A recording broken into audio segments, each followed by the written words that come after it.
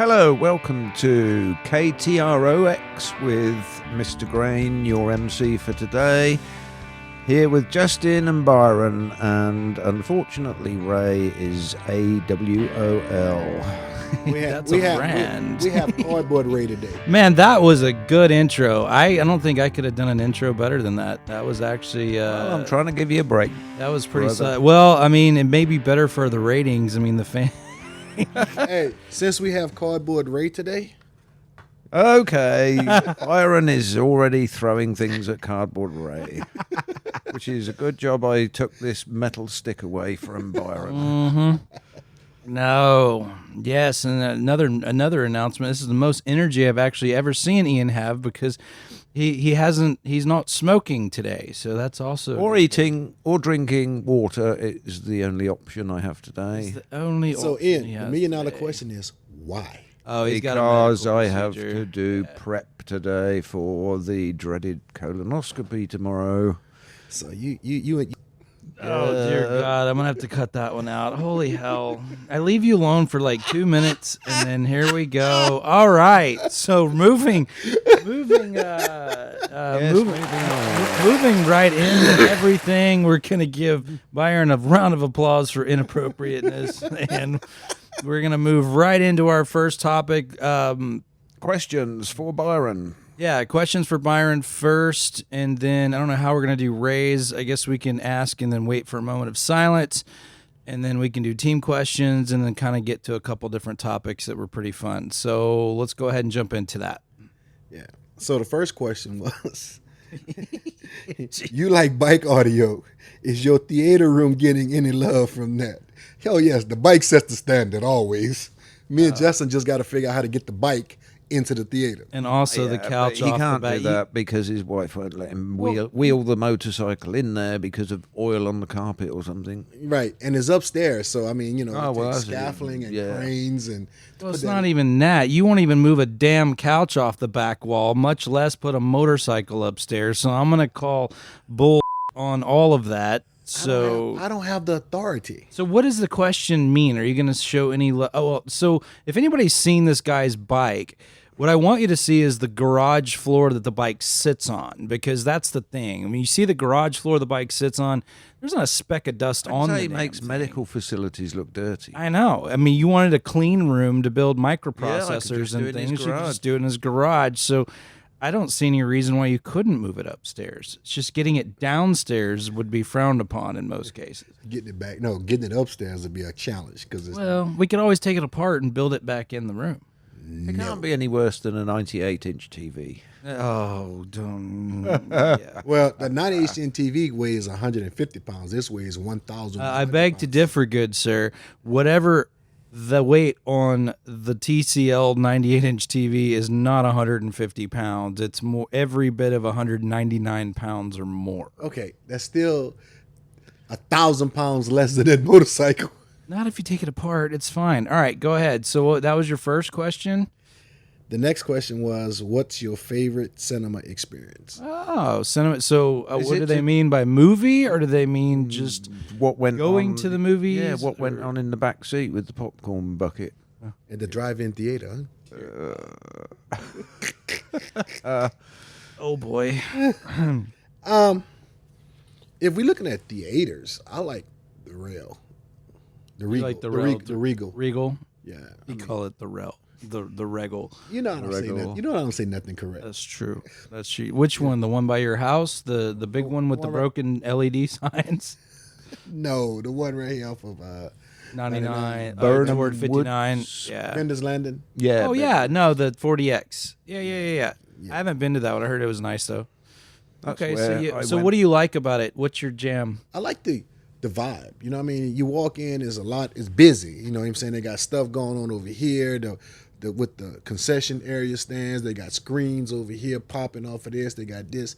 It's not when you walk in a regular theater how it's all dead and gloomy. I mean, it's live. It makes you want to really spend. I spend money to watch a decent movie, you know, versus all the regular old theaters. Okay. So he likes the Regal. What was the last movie you saw over there? His and Hers. His and Hers. I don't remember. Yeah, it was that. a movie about a husband and wife assassin team. Oh, okay. Another Cool. one of those. There's a lot of those about. And Jason Statham wasn't involved. No, my wife don't like those type of movies. She took me, but she picked that movie. We just went on a That's date. where I went to see Fuck 'em All recently. Oh, that's right. That was the Not why do I have keep to going try and Mike? work out what their best day is for senior discount. That's cool. So, all right, what's the next one? What do you got? So the person says, So "Move far, the, this will be the shortest show ever. It's 5 minutes 35 seconds in. So go for it. move the couch, brother. Jay and Ray won't steer you wrong. Uh, Jay and Ray is my least problems. I said move the couch as well. That is my least true. problems. Y'all don't have to deal with that 5'10" woman. That Neither will you, because she doesn't go up there. But the one time she do go up there, If it she will be went up living- there, Tell her your it's- boy's bathroom would not be dirty. Tell her it's temporary. It's true. We're just trying it out. yeah, Okay. it's not gonna happen. So the next one is, I know you've been a network guy. Is there a brand of Wi-Fi and things you enjoy? Also, do you like brands like Eero? I'm a Linksys and a Cisco guy. Okay. So all my wireless infrastructure in my house is all Linksys. But I like the Linksys mesh concept, so I have a main router with 3 extra nodes. That's all hardwired because every room in the house has Cat5 cable going to it. So I'm kind of partial to Lynx and Cisco, but the other brands like Eco, I don't have no experience with because I get one thing and I just stick with it. I was going to say we could make a topic out of this because... Okay. Well, let's just jump into it then. We'll do it now. I mean, Byron is from a commercial background. I mean, Cisco and is a... Meraki, Cisco, yeah, absolutely. and Linksys is a subsidiary of Cisco, I believe. So, Yes, it is. Is that's- Netgear related to Cisco too, Byron? No. No? Okay. No. So, Linksys got bought out by Belkin, and I think Nextgear is still standing on their own right now. Okay. So anyway, Cisco to him is like probably second nature for doing, but I've done some of it in some of the installs that we've done, but not very much. I'm more from a home networking background, and back in the day, we were putting in Package. Package. and Cisco router, RS2000 routers. yeah, and it was like Yeah. it was a complex business to put it all together to And get it it didn't all work. working.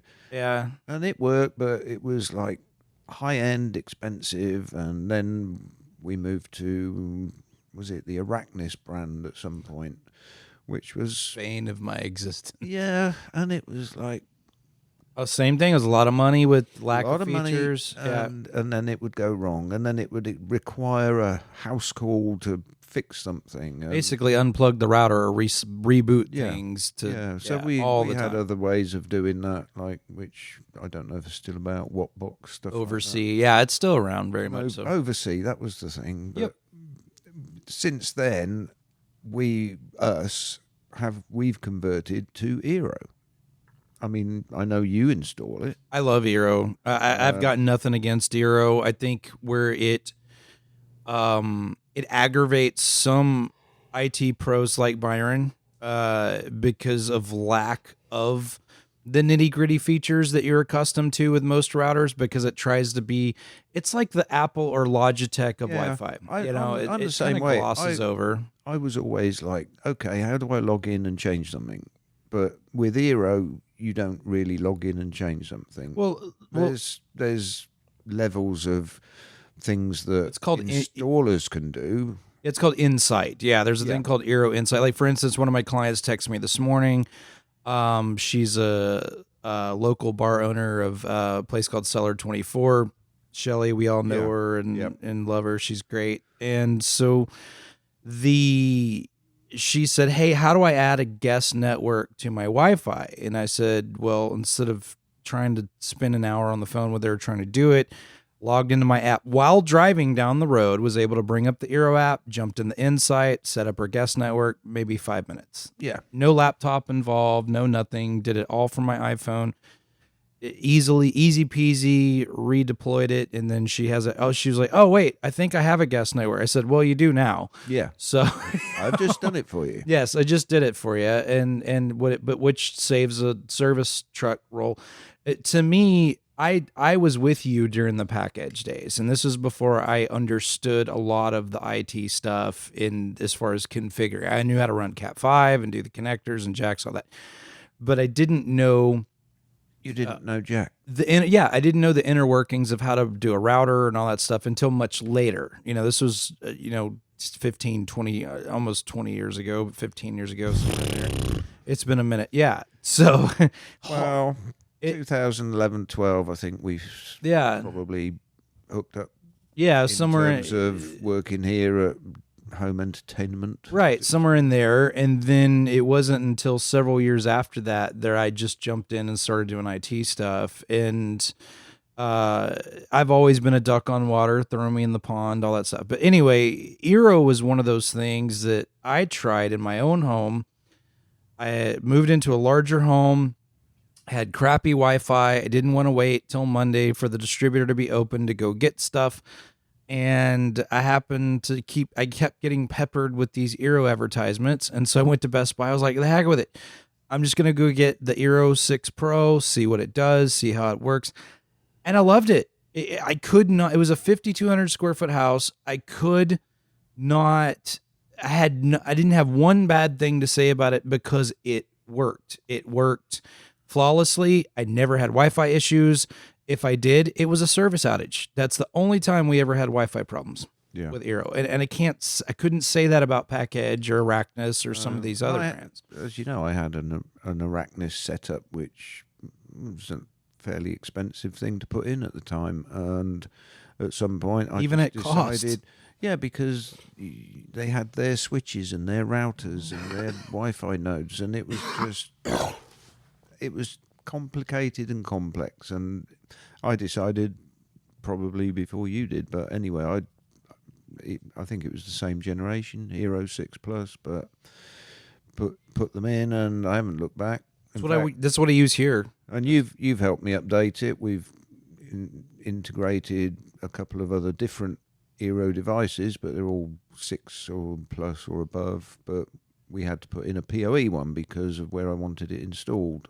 Yep, and that was actually a newer product category for them. So you can actually mount them on the ceiling now. They have an outdoor access point now. Now they have a Wi-Fi 7 where you can mount it to the ceiling. So all kinds of cool stuff. I've helped people in the past try and install the Netgear one, Orbi, I think. Yes, that was early. Kind of looks like an air freshener. that was early days. Had some problems getting that one set up, but I haven't ever had a problem with this Eero. I've recommended it to my friends and people in the neighborhood, and nobody that I know that has a problem. Yeah, so I would say it falls into the endorsed by the TR team product. Eero's awesome. Again, I'd say its only flaw is, again, it's the Apple approach. It's a very glossed over, user friendly experience that most IT guys like Byron that like to get into the inner workings and gears and mechanisms of things. But as a control, we want control. Yes, but as a management control, he's a network expert, and I like to think I am. But I've seen enough of it to know that it does what it's supposed to do. But it does give you enough granularity. It does to actually go in and set things up, change things around. And the only question I had the other day, and I sent you a message, but I found the answer myself, was like, I had one of these issues, as you do, where you can pause 5G. Yeah, but I thought, okay, how do we turn off 5G? Because I've got a device that's working on 2.4, and it needs it's not to smart connect, enough. and it won't connect. But it turns out it was a problem with the device because I had 4 of them, 3 of them work, 1 of them doesn't. But you can do that. You can just actually pause the 5G. You just pause the 5G, and usually I run into that with generators and pull controllers for the most part. Not as much printers anymore. It used to be printers all printers, the time. A lot of HP printers. Yeah, not as much because most people aren't using them anymore. The reason you found the question yourself is because Justin don't answer his phone. Yeah, it was like, okay, there must be a way to do it, so let's do what most people do. Ask somebody. I'm gonna mute him. Yeah. Mute. Okay, so Eero, yes, good thing. Yeah. Speaking of that, if you guys are wanting to ask us questions, and I'm not getting back to your hate mail quick enough, that was a joke. Sorry. You're the only one that gets the hate. I know. Please follow us on Facebook. Just look up Technology Rocks. I think that's where a lot of you are getting lost. I think you're spelling it wrong. It's ROX, as in xylophone, Xavier, whatever. ROX is what it is. And Technology Rocks Facebook. You can get a hold of anybody but Ray. I can make fun of him because he's not here. But yeah, no. So if you're trying to find us or send us a message, we'd love to hear from you. If you want to call in, we're going to start doing the call-in thing probably next show, where we'll announce that toward the end of this show. So you have to stay tuned and listen. Don't fast forward. No cheating. Technology. Romeo Oscar X-Ray. Yes, Romeo Oscar X-Ray on Facebook. That way, and then again, that way I can try to get to everybody's questions. So we're enjoying the questions, so thank you for that. So back to Byron. So know your network. So he likes Netgear. Is there a Netgear household product that you recommend, or are you using a commercial product in your house, Byron? No, I'm using Lynx's VLOP. So that's not. And that's their mesh network. That's their mesh network. Yeah. So what? Something I'd like to just follow up on, because he mentioned that he's got 3 nodes and that they are connected hardwired. Yes. Now, Eero, VLOP, Orbi, they're all mesh networks, in as much as that means they talk to each other. That the way they're designed, they talk cache, to each other wirelessly. So they talk to each other on a different level wireless channel. But in my view, and Byron's view, and probably yours as well, I think it's always better hardwire them. Yeah, hardwire them. Absolutely. Because then you've got the full gigabit speed to that wireless. Right, access. you're gonna experience a 40 to 60% loss if you don't hardwire those antennas, and that's the truth behind it. I mean, it's pretty significant. It's still better than the OG repeaters that everybody used to wear, but but Comcast still do those. They have those little hexagonal repeaters. Yeah, they're horrible, and they're horrible. Yeah, because you're going to lose half your Wi-Fi speed. Right. That's why you want to. But they even make those where you can hardwire those now. Oh, well, that's even better. The only thing I put on wireless is things I cannot hardwire. True. I have a 16-port switch in my tech closet. Yeah. And I got, throughout the house, besides that 16-port switch, I got an 8-port switch installed and another 8-port switch installed. Is that all? Only a little bit. What have I got upstairs now? Is it 24? I can't remember. I think you got a. Anyway, I've got it's a big one. I know that. At the end of every run, there's at least a Size 5 or 8 port matters. switch in each room. So Yeah, so because each VLOP, I have 4 nodes. Each node has a 5-port switch on it. yeah, what you cannot do with Eero, I don't know if it applies to VLOC, but you cannot go to the next Eero hardwired and then use the other Ethernet port on the Eero, because you're actually making that second Eero another router and creating yourself. Yes, so that is an important thing. That's all mesh networks. So the thing about mesh networks is the first antenna is always the dominant. Any antenna can be a routable, unless it specifies that it's just a repeater. But most of the mesh systems call it a router/antenna. So what you want to do is you want to hook the first one into the modem, and then the second one. Always hang it off a network switch. Do not plug a switch. So meaning the line that comes out of the wall go into a switch first, and then out of the switch into the antenna. Otherwise, you're going to have double routes, and it's going to be a big mess. So the other cool thing, I don't know if Linksys does this, but Eero will, when you've maxed out, and I don't know if you've noticed this, but if you max out on IP addresses, then, so say it's a 192.168.4.1, which is a standard Eero gateway, right? So what it'll do is it'll start, once you get past that 250 IP address, it'll start changing things to 192.168.5 something, but it's a 4 routable. it's still the 4 gateway, but it'll assign a .5 to something. That way you can add more things to That could your network. use other things on the network. Actually, it doesn't. So I thought it was going to, but there was a large home that we were doing with Savant that had easily 300 devices on the internet, on the network at one time, if not more. I mean, you had kaleidoscopes and music servers and kids and iPads and all this stuff. And I noticed it started doing it, and then I was like, man, how is this thing going to find this IP address of the TV? But the Eero takes care of that. It's the gateway sees what it's trying to find, and then it takes care of all that. It's pretty neat, actually. I mean, so in the Linksys VLOP, I set my own IP address range. Yeah, well, you can do that on Eero. I've done it. So if I want to be a 192 or 172 or 10 dot or whatever, but this is the kicker. Because the cable modem, I don't use their Wi-Fi. I use my own. So I come out of the cable modem into my VLOP. Well, the correct term in the VLOP world, Justin, is parent-child. Not antenna router. They call it a parent. So the main one is the parent, and all the rest knows the child nodes. Okay. And so I come out of the. You can't say subordinate anymore. It's not politically correct. I come out of the gateway into Put that in the master bedroom category. Who's your provider? Optimum. Okay, so do you? Oh yeah, and he's pigeonholed. Are they cable or fiber or? It's fiber to the side of the house, right? And then coaxial into the house. But are you allowed to install your own modem like I do with Comcast? You can, but it's a pain in the butt for me. So because when they change their standards, your modem, if it doesn't meet their standards, then you're dead in the water. So I just pay them the $5 a month for their gateway. Okay. And so, but they locked it down. Now, I used to have the maintenance password. I could go into their modem and kill a Wi-Fi. Yeah, a lot of providers are starting to do that. So they locked it down. So the Wi-Fi is still broadcast. Can you not do pass-through on it? You can, but I just rather use my own. Yeah, I know. But if you use pass-through, that should turn the Wi-Fi off as well.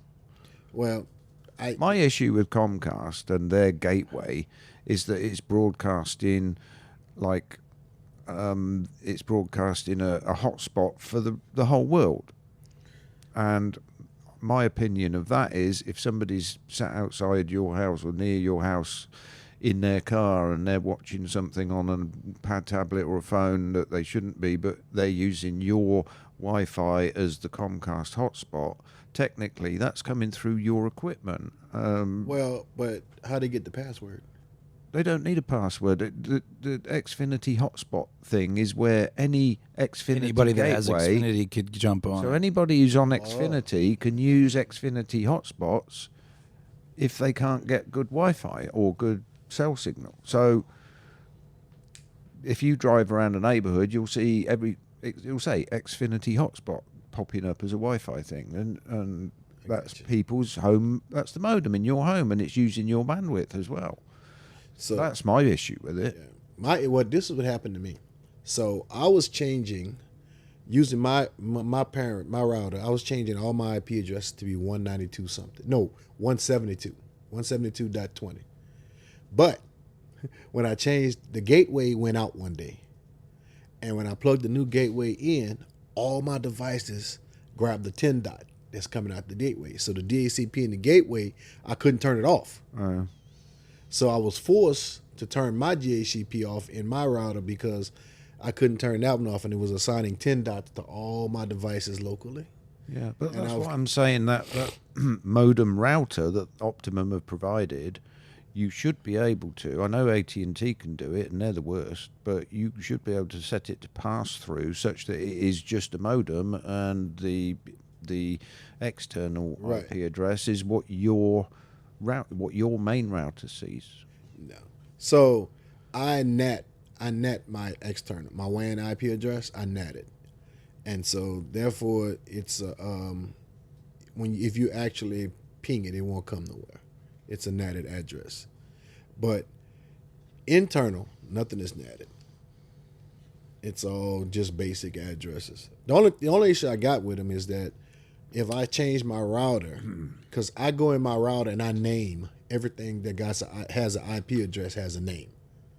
So not just the IP address. It has a name based on it. So when I change my gateway though, and it reassigns all the IP addresses, if the name is not broadcast, like I got some older devices, the name is not broadcast, then it just come up as network device, and then I have to look at the MAC address and the IP address and figure out what the name is. That's what irks me. Yeah. Well, I don't know. I haven't come across it bumping up the third octet on 192.168 address. Mine are all on one number on the third. I've noticed that here. Well, Like some things here we have a .5 and some of them we have a .4, but they I've all seem to got- talk to each other. I've got 58, according to Eero. I'm just looking. I've got 58 devices currently. I got 72 wireless, just wireless. I got 70. Well, I got 72 devices total, but about 10 of those are wireless. All the rest is hardwired. Yeah. But out of those, only 45 are online at the moment, so 13 wireless devices are currently offline because probably half of them are here with me. But So that was a fun. Yeah, no, I love Eero. I mean, there's all kinds of fun mesh things out there.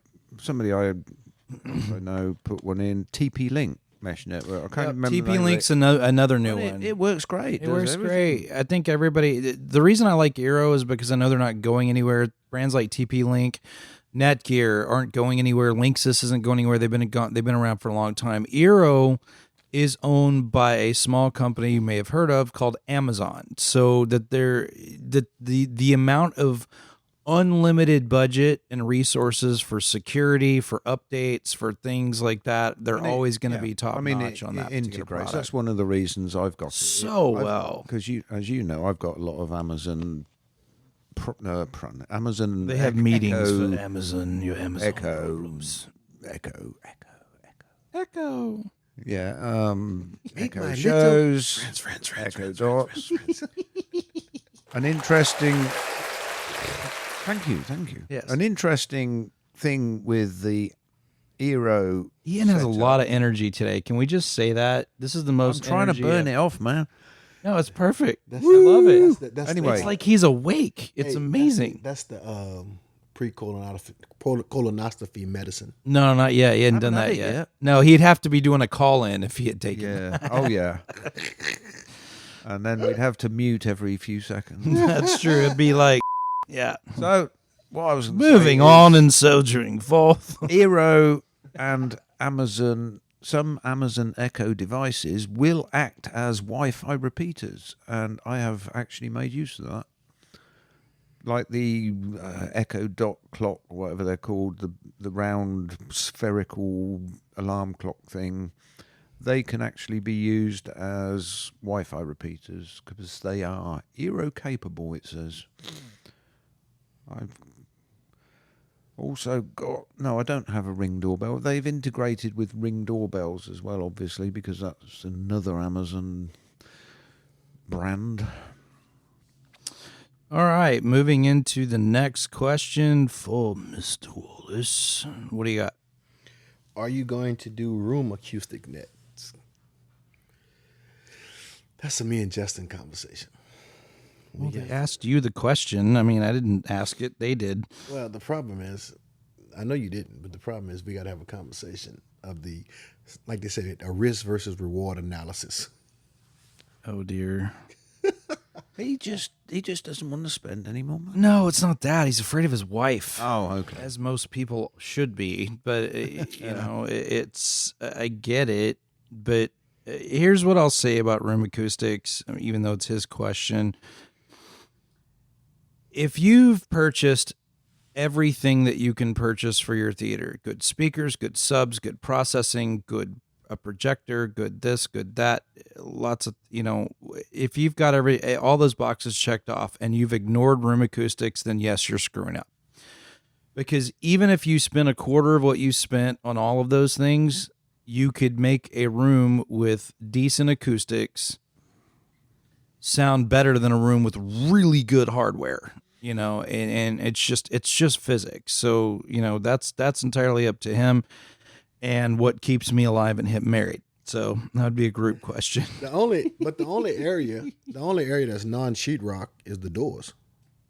It's true. Everything else is sheetrock. That doesn't matter. Sheetrock's still reflective. I mean, if you had seen, I wish I had taken in fact, I did. I'll post it. I took a video of the room before we did room acoustics, and it was like a bathroom. I mean, it was really, really, really, really bad. I mean, it was really bad. Which room? The beast. Oh, the beast room. Yeah. So because we had fabric on the wall and it was just hideous, and it would have been even careful. more hideous We don't with want to be. blue chairs. We don't want to get into trouble with Mr. Beast. Mr. Beast? He might come at us. You don't know Mr. Beast? No. Oh, never mind then. Oh, okay. Yeah. So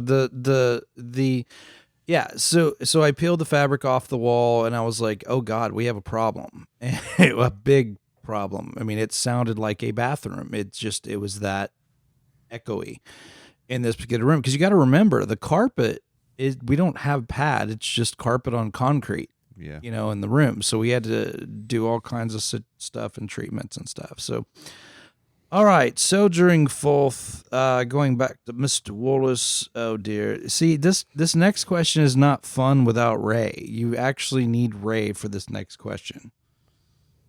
Because the next question is, who are you going to let calibrate your room, Ray or Justin? We're going to have a raffle.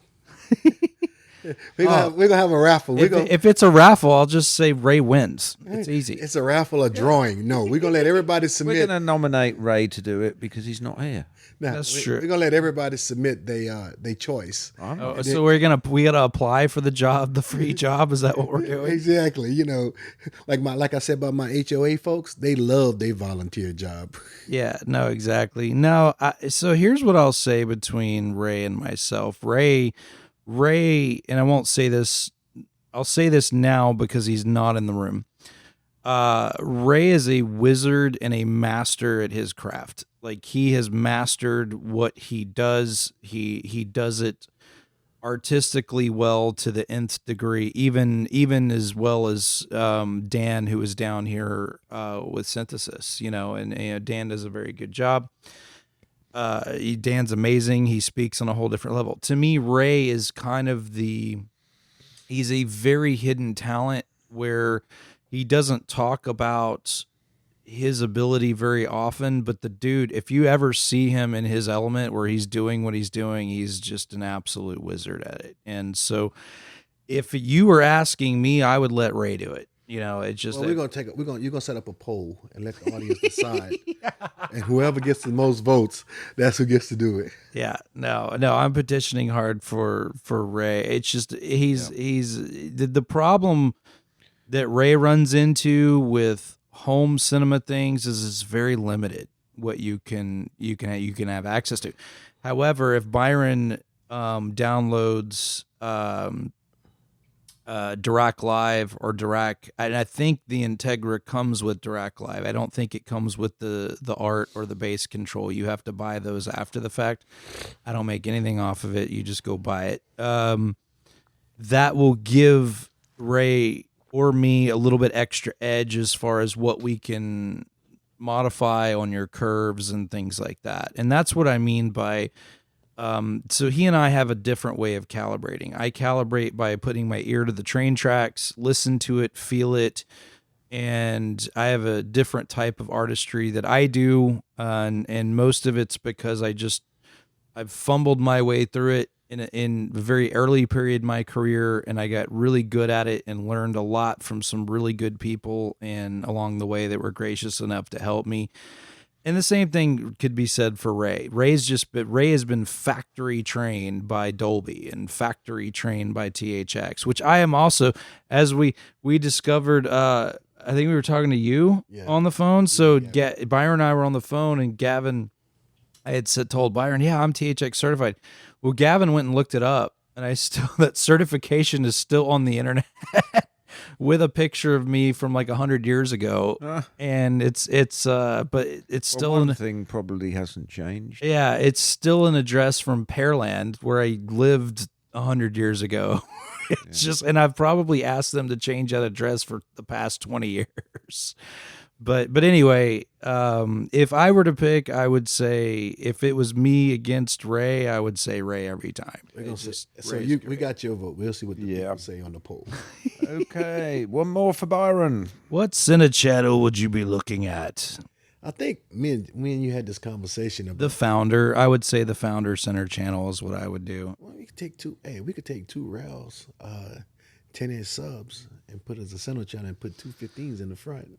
That's true. You could take your two 12s and put it on your itty bitty center channel, and that was rule number. If somebody goes and looks back at the rule, I think rule number 7 was don't ignore your center channel. So, but yeah, no So the Paradigm Founder series actually makes it's like a Founder 80F, so it's a tower. And they cut the base off of it, and they turned it on its side, and it's a center channel. It's as big as your cabinet, or as long as your cabinet. So as tall as the pyramids I got. Yes, it's huge. I mean, it's a massive center channel. So Rule number 6. rule number 6. Sorry, rule number 6, and that I think that was one of the things we were asked to go over. But okay, and that was it for Byron. So it's to be continued. Shortest show ever, 35 minutes, 46 seconds in. Going to Ian on the F1 Grand Prix. Yes, that was pretty good, actually. See, I thought so. So how would you Did you rate? watch it? I didn't. Oh. I was trying to watch the UFC fight, and then I fell asleep before the main card as usual. So And Ian want us to watch these little cars going around in a circle. oh no, No. Over and over. you have no idea. This close, less than an eighth of an inch apart, going 200 miles an hour. Oh, yeah. And this year was all new regulations, so the cars And what's are his name? smaller, skinnier. He wrecked, right? Max Verstappen. Verstappen. Max Verstappen, who was A Red Bull car. four-time world champion in a Red Bull car. Did he race in the Grand Prix, or did he just wreck in practice and come He back? wrecked with a in different car? practice. They put his car back together, but he started near the back. He was driver of the day because he made it all the way up to something like 6th position. Damn. From Dude's a machine, 22 dude. cars. So and- Red Bull's doing good this year. No, the Red Bulls are not doing good. Really? This year. He made it up to 6th. His teammate, Isaac Hajar. Everybody does this. We got to get a video in here because everybody has to pet the door first before they open. Otherwise, it gets that. So, on a scale of 1 to 10, where is my British accent, Ian? It's Which gotten better over the years, right? I didn't know that you'd got one. Oh, wow. All right, that was an insult by Mr. Crane. Yeah, I don't think mine's much better than yours either. I But. don't think it is. I don't think it is either. So I was going to tell It's you. a story, limey. but Okay. Max Verstappen, 4-time world champion, he crashed out in a free practice session. He crashed out at the first part of the qualifying session, which meant that he basically started near the back. He made it 6th, but the cars have all changed this year so radically forever. I mean, up until the last period, up until now, they've been what they call ground effect cars, where they basically suck themselves down onto the ground. But they've all had problems with something called porpoising, and where the cars would stick and unstick and then just have a problem It's like a porpoise. Yes, going up and down at 200 miles an hour, just shaking you to pieces. But so all new regulations last night, which was technically today in Australia, was the first race of the season, and it was very exciting because the way they've changed things. There was a change of leadership 8 times in the first 10 laps or something like that. I've forgotten exactly. So they were duking it out. Yeah, and I mean they have some things I think may have stolen from other formulas, like they now have an overtake button, a boost button, but they can only use them so many times in a race. Right.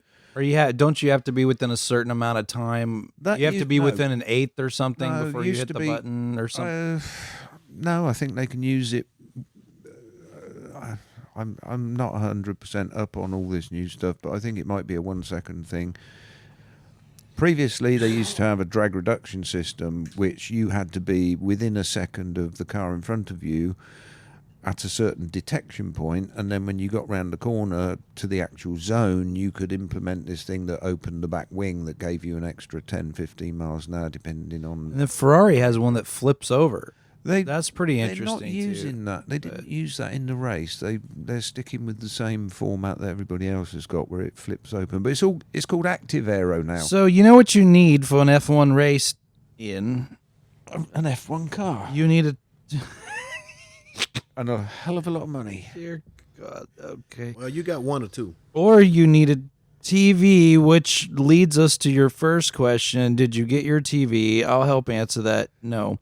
The answer is going to be this season's cliffhanger. What's next Because- after the TV? When you get the TV, which is going to be mid next week sometime, we just need 15 people to lift it. So... I'm gonna call a local sheriff and see can we get some prison trustees to help. Yeah. What's next? Are they going to sing a fine tune while they're doing it? What's next? Well, I What's don't next know. after the TV? Well, probably not a lot, because I've got so many other things going on. It's like it's just going to be a better TV to watch. The Grand Prix. The Grand Prix. I mean, the basic setup, the speakers that are in there are cheap, crappy little whatever they are. Can't even remember the brand now. But it was a model home, so the builder had put something in. So they're 5 speakers, and they're all the same, and there's a cheap Sony sub and a very expensive Sony receiver, but it's to be continued, maybe this year, maybe next year. I was going to tell you about my experience with Xfinity. Okay. Well, let's get to your questions first. All right. We'll end it on that. Because we do have a client that is dealing with Xfinity issues, which there was another interesting thing that she had brought up, and a couple different interesting questions, Okay. which will be a segue into yours. Ian, what media server platform are you using? Do you have a conversion formula that seems to do okay without quality loss? Yeah. Or is there a specific software you like to use? Okay, so the media server platform Technology Rocks does not advocate building media servers, but we'll answer the questions anyway. All right, go ahead. I use a media server called my little Plex, which many of you may be aware of, running on a QNAP NAS drive. And my media consists of music, photos, and videos, aka RIP movies. But the photos and the music, Plex recently hived off those from their main platform. So if you want to look at your photos or listen to your music from your Plex server on your phone or your iPad, you need a separate app now. But So for those that aren't familiar with Plex, it actually works on Amazon, it works on Apple TV, it works on NVIDIA Shield. NVIDIA Shield. In fact, NVIDIA Shield you can actually use as a Plex server. You can run it on just about any NAS drive they have. When I was using mine, I had a WD-Ware NAS drive hooked to my network, and I was using a Shield to run my server. Yep. And I didn't have a QNAP machine like Ian does. QNAP is a very nice machine. You can pick one up for, well, I don't know now. But used to, you could pick one up for $700-800, something like that. I don't know. I mean, without discs, when I saw yesterday was about a 4-bay was about $190. So But you've got to stick 4 discs in, and like the prices of discs these days, it's well, the other fun thing about there's a brand of that called Q56, where it used to be called Q56, maybe different now, but it had an HDMI output. So if you wanted the best variation of the server, you wouldn't actually use Plex. You could actually run a Plex on the QNAP, and you could play directly off the QNAP via HDMI output. That's the one I got. Yeah. It was the Yeah. TS4. Kirk, well, I think Aaron has that too. TS421. Yes, I know he does, because I had to fix his as well. Yeah. That particular model had an Intel processor, and there was a technical problem, and the board degraded, and there was a fix that somebody worked out. You have to solder a resistor onto the board, and then it all works again. So there was another software. I don't know if you use this one or have heard of it, called Byte Copy. Is it still around? Don't know. Plex is just a media server. It Right. doesn't It's do not any- the Ripper. No. So before that, I was into the What are you using now? Shareware. Make MKV? Or what do you... Well, I'll get into that in a sec, but before, Okay. from an actual media server point of view, I started off with XBMC, which was then later became KODI. Yeah, because I got sued by Xbox for Yeah, calling it something like that. Xbox. But it was... It was stupid. Yeah, but it's a freeware shareware. There's another one other than Plex, Jelly something. I can't remember the name of it off the top of my head. It's just gone Jellyfish or something Yeah. like that. But anyway. So you use Plex, and then So you basically use you a piece of have software. Yeah, you have all your files, whether they be... I mean, I use, as a stored format, I use M4A, which is an MP4 format, but it's the Apple version. Right. The reason I did that was in the early days, I used to keep, like the movies before I had a QNAP, they were actually on a PC, which was on the Apple Home Network sharing thing, and so I could watch those movies on an Apple TV. I still do that. They're still MP4s, just called M4V, but I switched over to Plex, I can't remember, a long, long time ago, but I was obviously very wise at the time because I bought their lifetime license, which has been a boon because I don't have to pay yearly or monthly. I have somewhere, I have a NVIDIA Shield. I can't find it, but with a Plex server lifetime license. So to get movies into a format to store on the Plex server, I basically convert them to MKV first, which is a raw copy, which is then, it's digitized on the computer, but then to get it into a format so that it doesn't take up so much room on the NAS drive, because there's limited disk space available. Haven't filled it yet, but it's getting there. It's called Handbrake. It's a shareware. Oh, I remember freeware. that. That's the one that looks like the cone, like a traffic cone or something, right? No, you're thinking of VLC. That's just VLC, a player. okay. Handbrake is, I believe, is a French. No, I think their icon is something like a pina colada or something. It's like a pineapple. I don't know why. Anyway, it has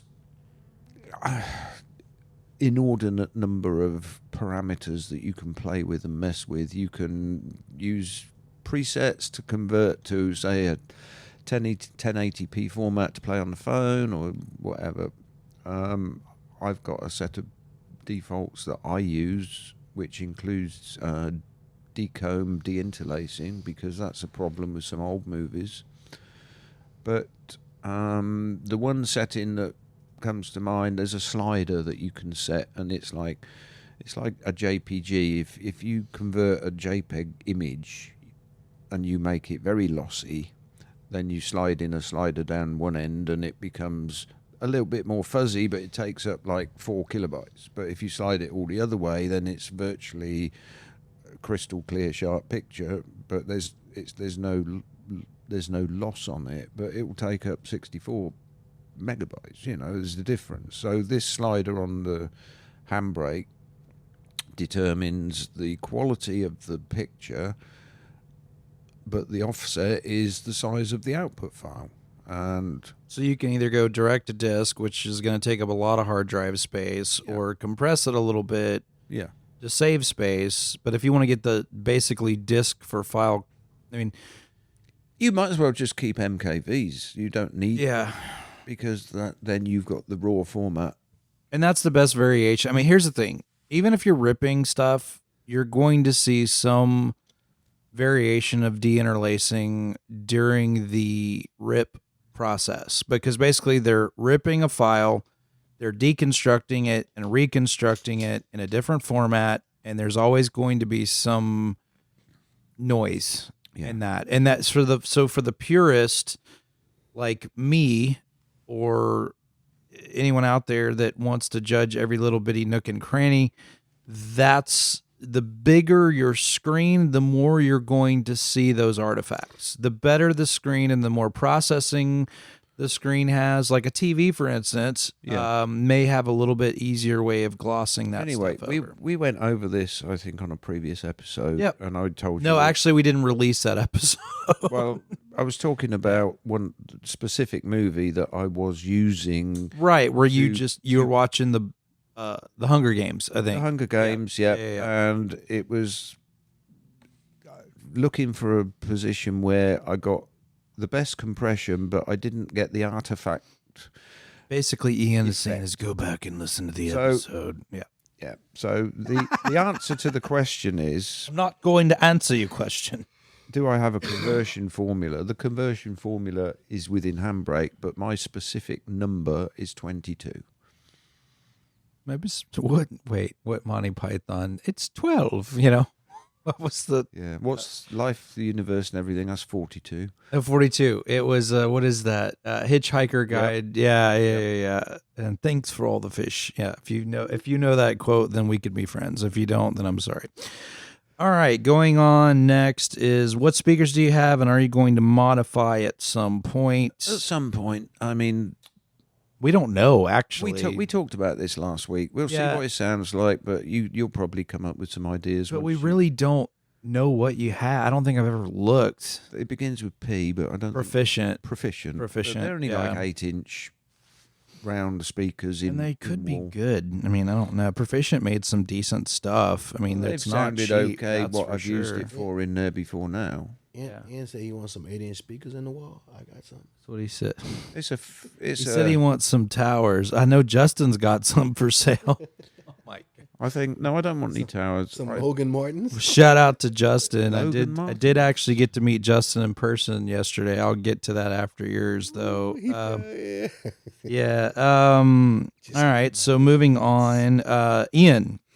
Yes, the big question. You seem to like a tinker with electronics more than home theater. Anything fun you're working on or playing with now? If you could do it all over again, would you do it differently? Ooh, yes, he would get a like projector. what color? He would get a projector instead of a I could TV. do all over again. I don't know. That's like a what? Life, the universe, and everything. That's a deep question for you. That's like what color underwear do you wear? 42. Yeah, exactly. Hey, he would get Justin.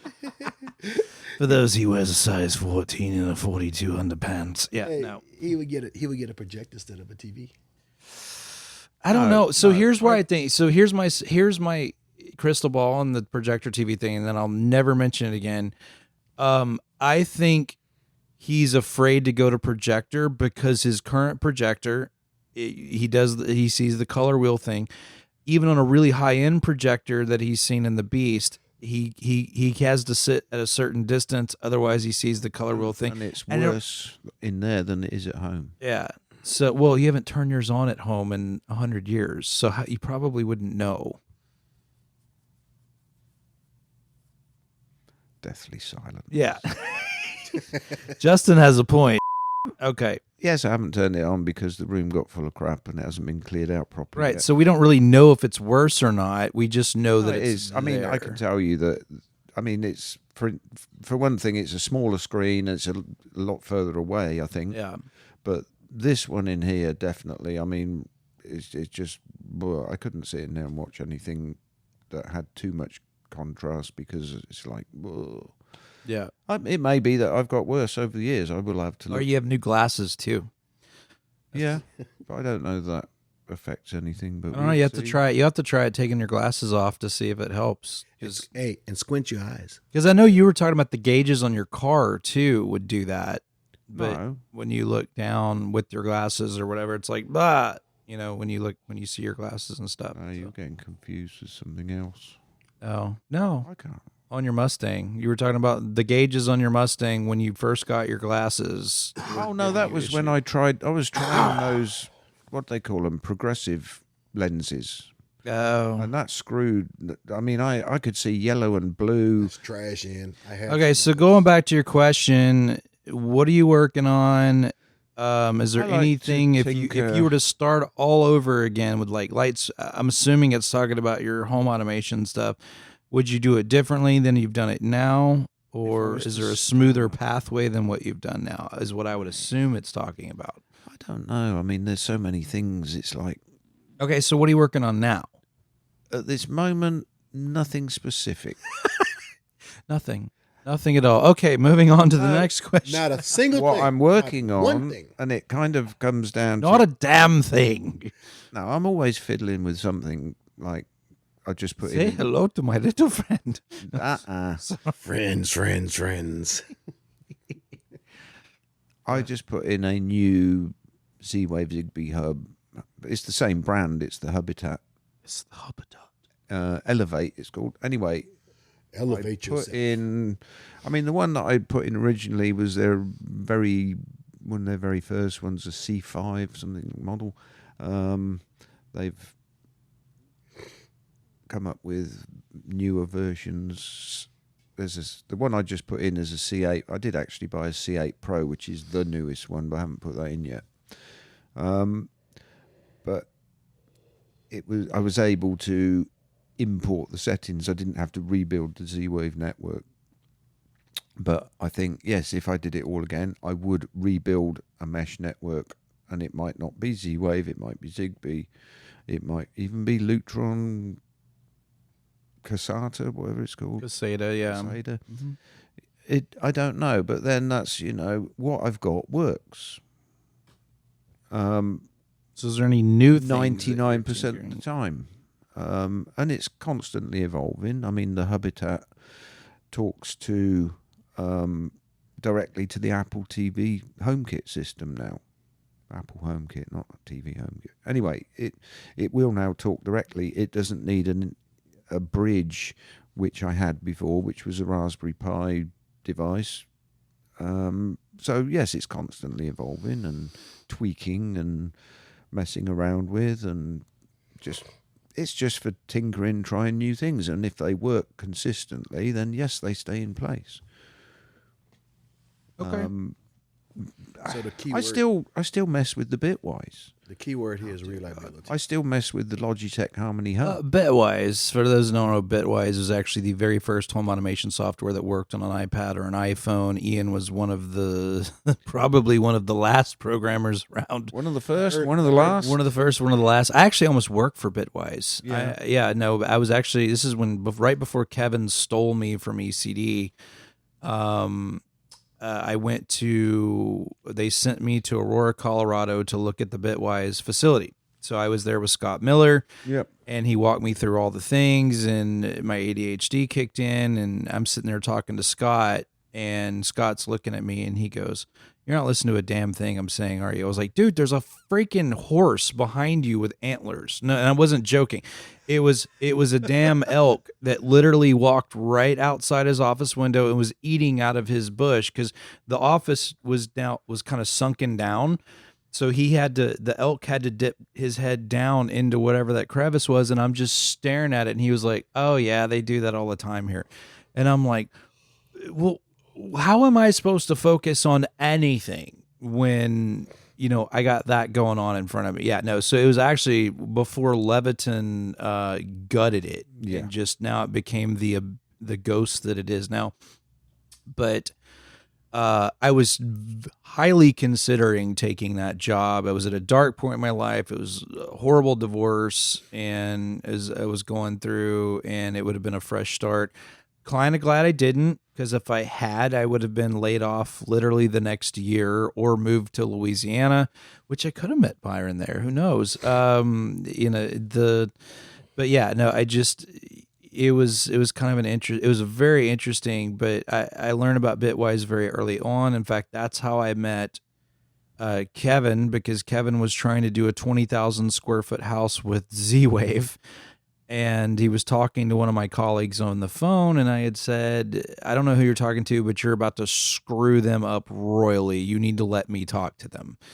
And I think he was designing McAndrew's home, that first project, and which ran on Bitwise, and we converted it to Lutron instead of like the Z-Wave Zigbee stuff. Yeah, no. So that's how you and I Was met. he trying to put in the Schlage stuff? Because Yes. that was awful. Yes, he was trying to do all Z-Wave and all Slag, and he was talking to the Schlage stuff to work in a 3,000 foot. No, and he was trying to talk. He was talking to Steve Backer, God rest his soul. Steve passed away a few months ago. I had just heard, and I poked my head over Steve's counter because Steve was half deaf, so anybody Steve was talking to, you could hear across the building, and until we got him a headset. And so, and a bubble. Lutron. So you're the instigator of the Lutron. I said, I don't know who you're talking to, but you're about to screw this house up royally. You need to let me talk to him. That's how Kevin met me. And so he said, what time do you get off? What's your cell phone? You know, I gave him my cell phone, all that stuff. And he called my boss, who he was actually my boss's boss at one point in time. That was Mark Harris. So he called my boss and said, I know you're not paying this kid enough. This is the most talented person that you have. He needs to be doing anything but what he's doing, and I'm going to steal him. I'm just telling you first. And I didn't know Mark. I didn't know he had even had that conversation until years later with Mark. So it was actually quite funny. But that's how. So Bitwise was the cutting edge of all of these things, and I was part of that cutting edge process. And so was Ian. Yeah, and Lutron. Because I'm fully qualified Lutron Radio Raw installer. Radio Raw 2. Now it's on Radio 3. Yeah. And the same type of program. Actually, easier programming. Integrating Bitwise, Lutron Radio Raw, Elk Alarm Systems. Yes. Elk Gold, which barely were. E-Keypad. Oh, that was, yeah. It was hot. The actual alarm system was pretty good. Integrating it with Lutron and everything else. That was fun. Oh, that was fun. No, so that's where Ian and I became just friends, colleagues, brothers, whatever you want to call it. We family is during that process, because there wasn't a lot of people that spoke dork like we did. And we recognize our own kind, and even in different accents. And I got to learn. I had the prime example and following of how to learn a British accent. And the more I got to be around Ian, the more I learned it, and then I became absolutely obnoxious. And that's where we are, and that's where we are now. So yeah, no, that's actually a pretty fun question. Lutron to me is the industry authority on automated lighting. It's what everybody wants to be anyway.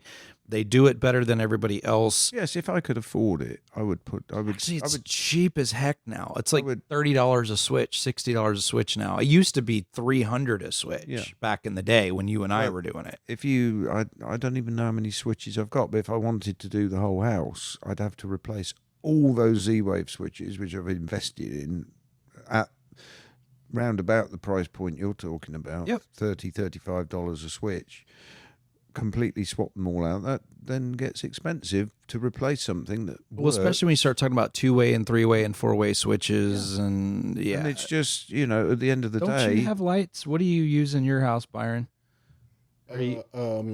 Philips Hue. I just woke him up in church. Philips Hue. There was a preacher friend of ours that. And I was classic for falling asleep during Bible class.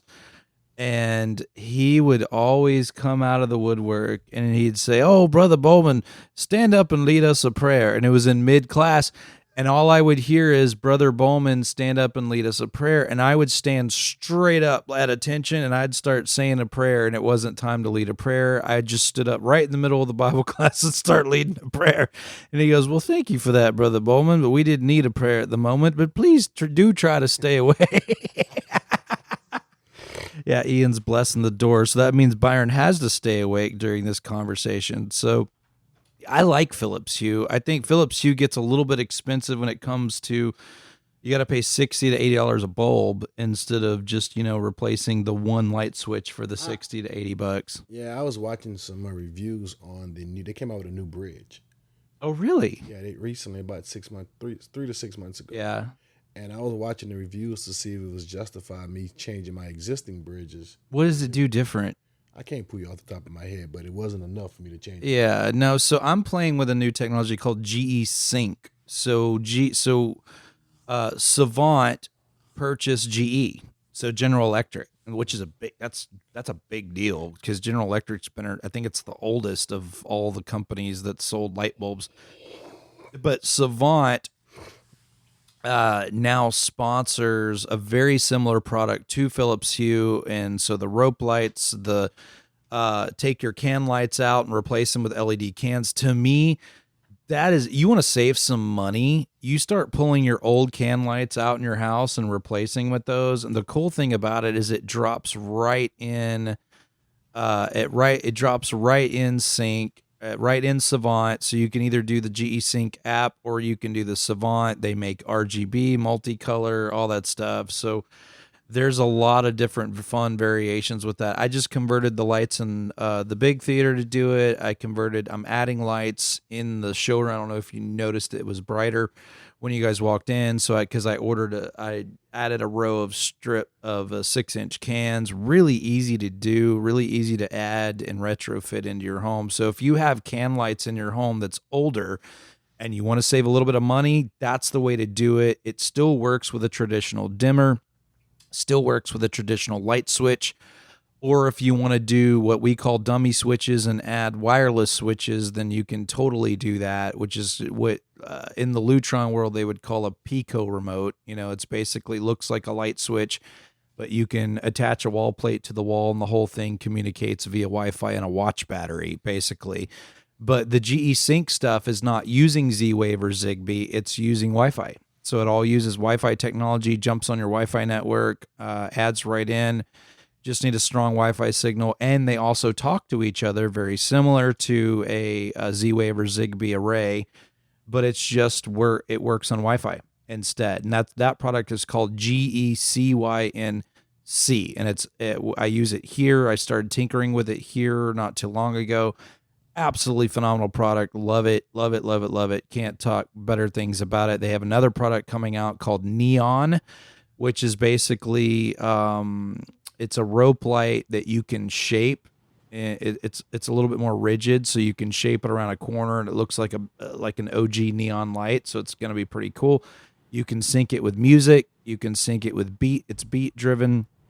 There's all kinds of fun variations that you can play with and add on that. But doing the light bulb instead of the light switches gets expensive. But I highly recommend if anybody's using an old can light style, change them out to LED. You're going to save some money. You absolutely save some money on your energy for sure. They burn way less wattage. They put out less heat than a traditional can light, and there's several different variations of that. A lot of manufacturers and providers are doing that sort of thing.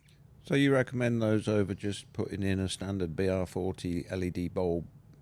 I do. Yeah, they put out less energy than those as well, and then plus. So here's the thing about the BRG, whatever the hell you just said eloquently that I can't repeat. BR40 is the base. They still don't last the hours that they say they do. But the cool thing about the GE Sync stuff is you can buy a 6-pack of those things that replace your can lights for $160. Yeah, that's awesome. LED bulbs are getting better. Oh, absolutely. Yeah, no, they are. They are. A tip, if you're still using... Just snip the tip. No, just if you're putting LED bulbs in... because there's a lot of white plastic. I usually now write the date that I install it with a Sharpie on there. And I've noticed, yes, they still go out, but they're going out less frequently than they used to. And I'll take a bulb out and it's like, it's an LED bulb, but it's been up there like 3-4 years already. Right.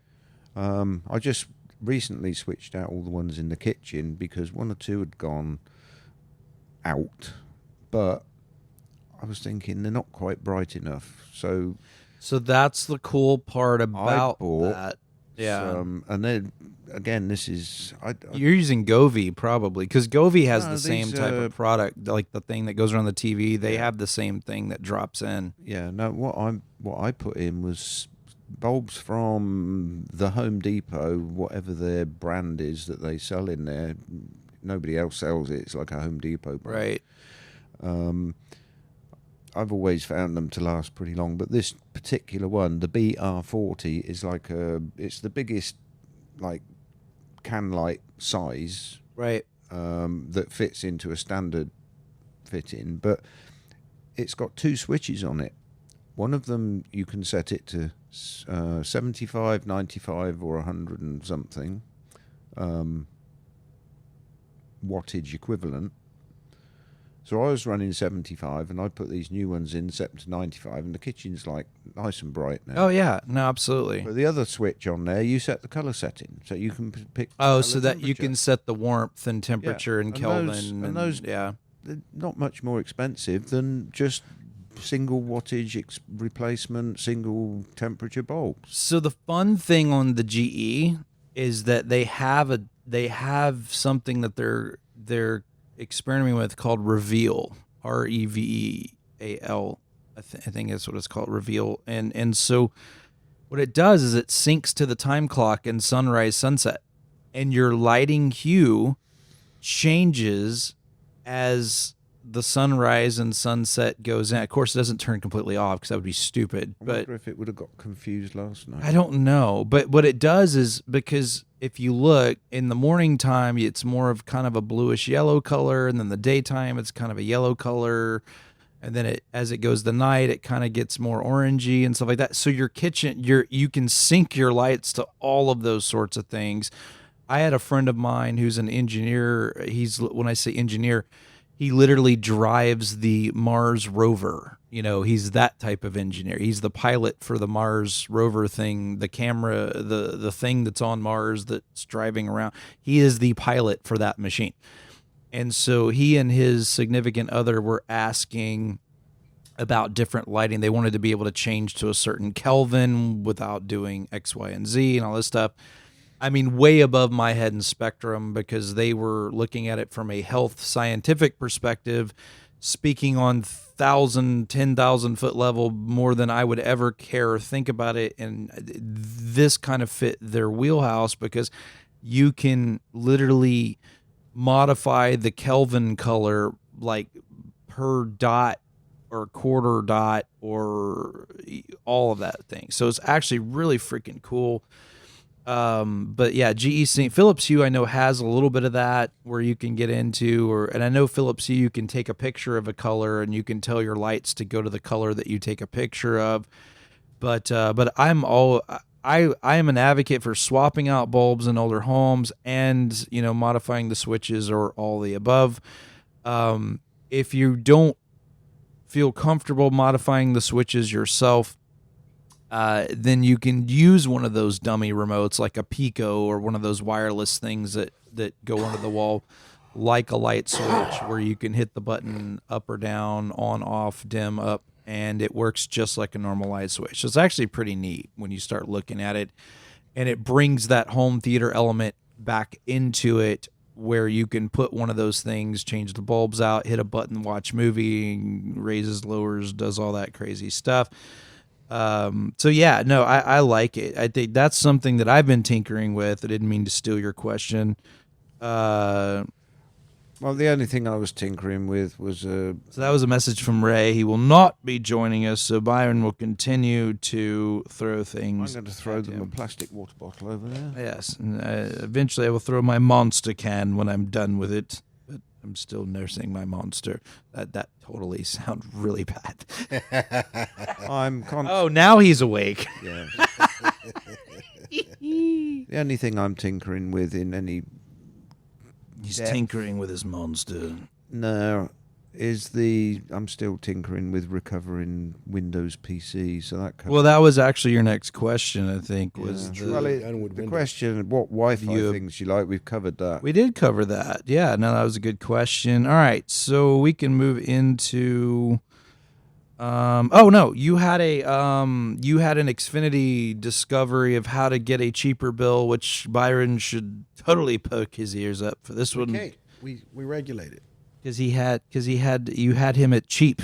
So yes, okay. So 2 years ago, I started a new Xfinity contract. All right, this is for Lyle and Jeannie because you're in this very same position. So go ahead. So we had Comcast before it became Xfinity for forever, ever since I've been here, and then you have these 2 or 3 or even 1 year contracts that you sign up to, and it's like electricity providers. You get to the end of it and then they just charge you what they want. So I got used to going into the store and saying, okay, this contract's up next month, can you do me a deal? And they would usually, the store would have the leeway to come up with a promotional offer, and that was how we carried on for a long time. But this time I went into the store. The main reason I went in was actually to get the thing. I needed to transfer the number off of my Xfinity mobile cell phone that they gave me. Like, that was the promotion, 2 years of Xfinity mobile for nothing, but I didn't want it anymore, and I just wanted to move that number off to hive it off to a different provider. So I went into the store. She gave me the number, and I said, okay, and I want to renegotiate a contract. What's it going to be from March onwards? And it was going to be twice as much, going up from like 110 to 220. But I didn't like the idea of that. And I said, so don't you have this kind of loyalty thing? You can see I've been a customer my wife was a customer since the year dot, before you were even Comcast in the area. I think it was Roadrunner back then, internet. And she said, no, we're not allowed to do promotions in store anymore. God, I haven't heard Roadrunner internet in, holy Lord. I know. Because they did call it Roadrunner. Yeah, no, they did. Was the first cable internet I remember was Roadrunner. And yes, she purchased it. She started it through Fry Electronics, which sadly no longer exist. Right. And then Comcast took it over, whatever. So right. It's always Comcast. And I said, look, you talking about loyalty. She said, we don't have any leeway, any latitude in the store. Not even the manager's allowed to do it. She said, if you want to try and get a promotion, you need to call Comcast. So, back to the Formula One thing. Formula One this year is only on Apple TV. Right. So I wanted to sort out everything before it started last night, and I was not an Apple TV subscriber, and I believe the going price is like $12.99 a month for Apple TV. Right. Well, Xfinity were offering something called Stream Saver, right, which is Netflix standard with ads. I don't know what that normally costs. Peacock Premium and Apple TV,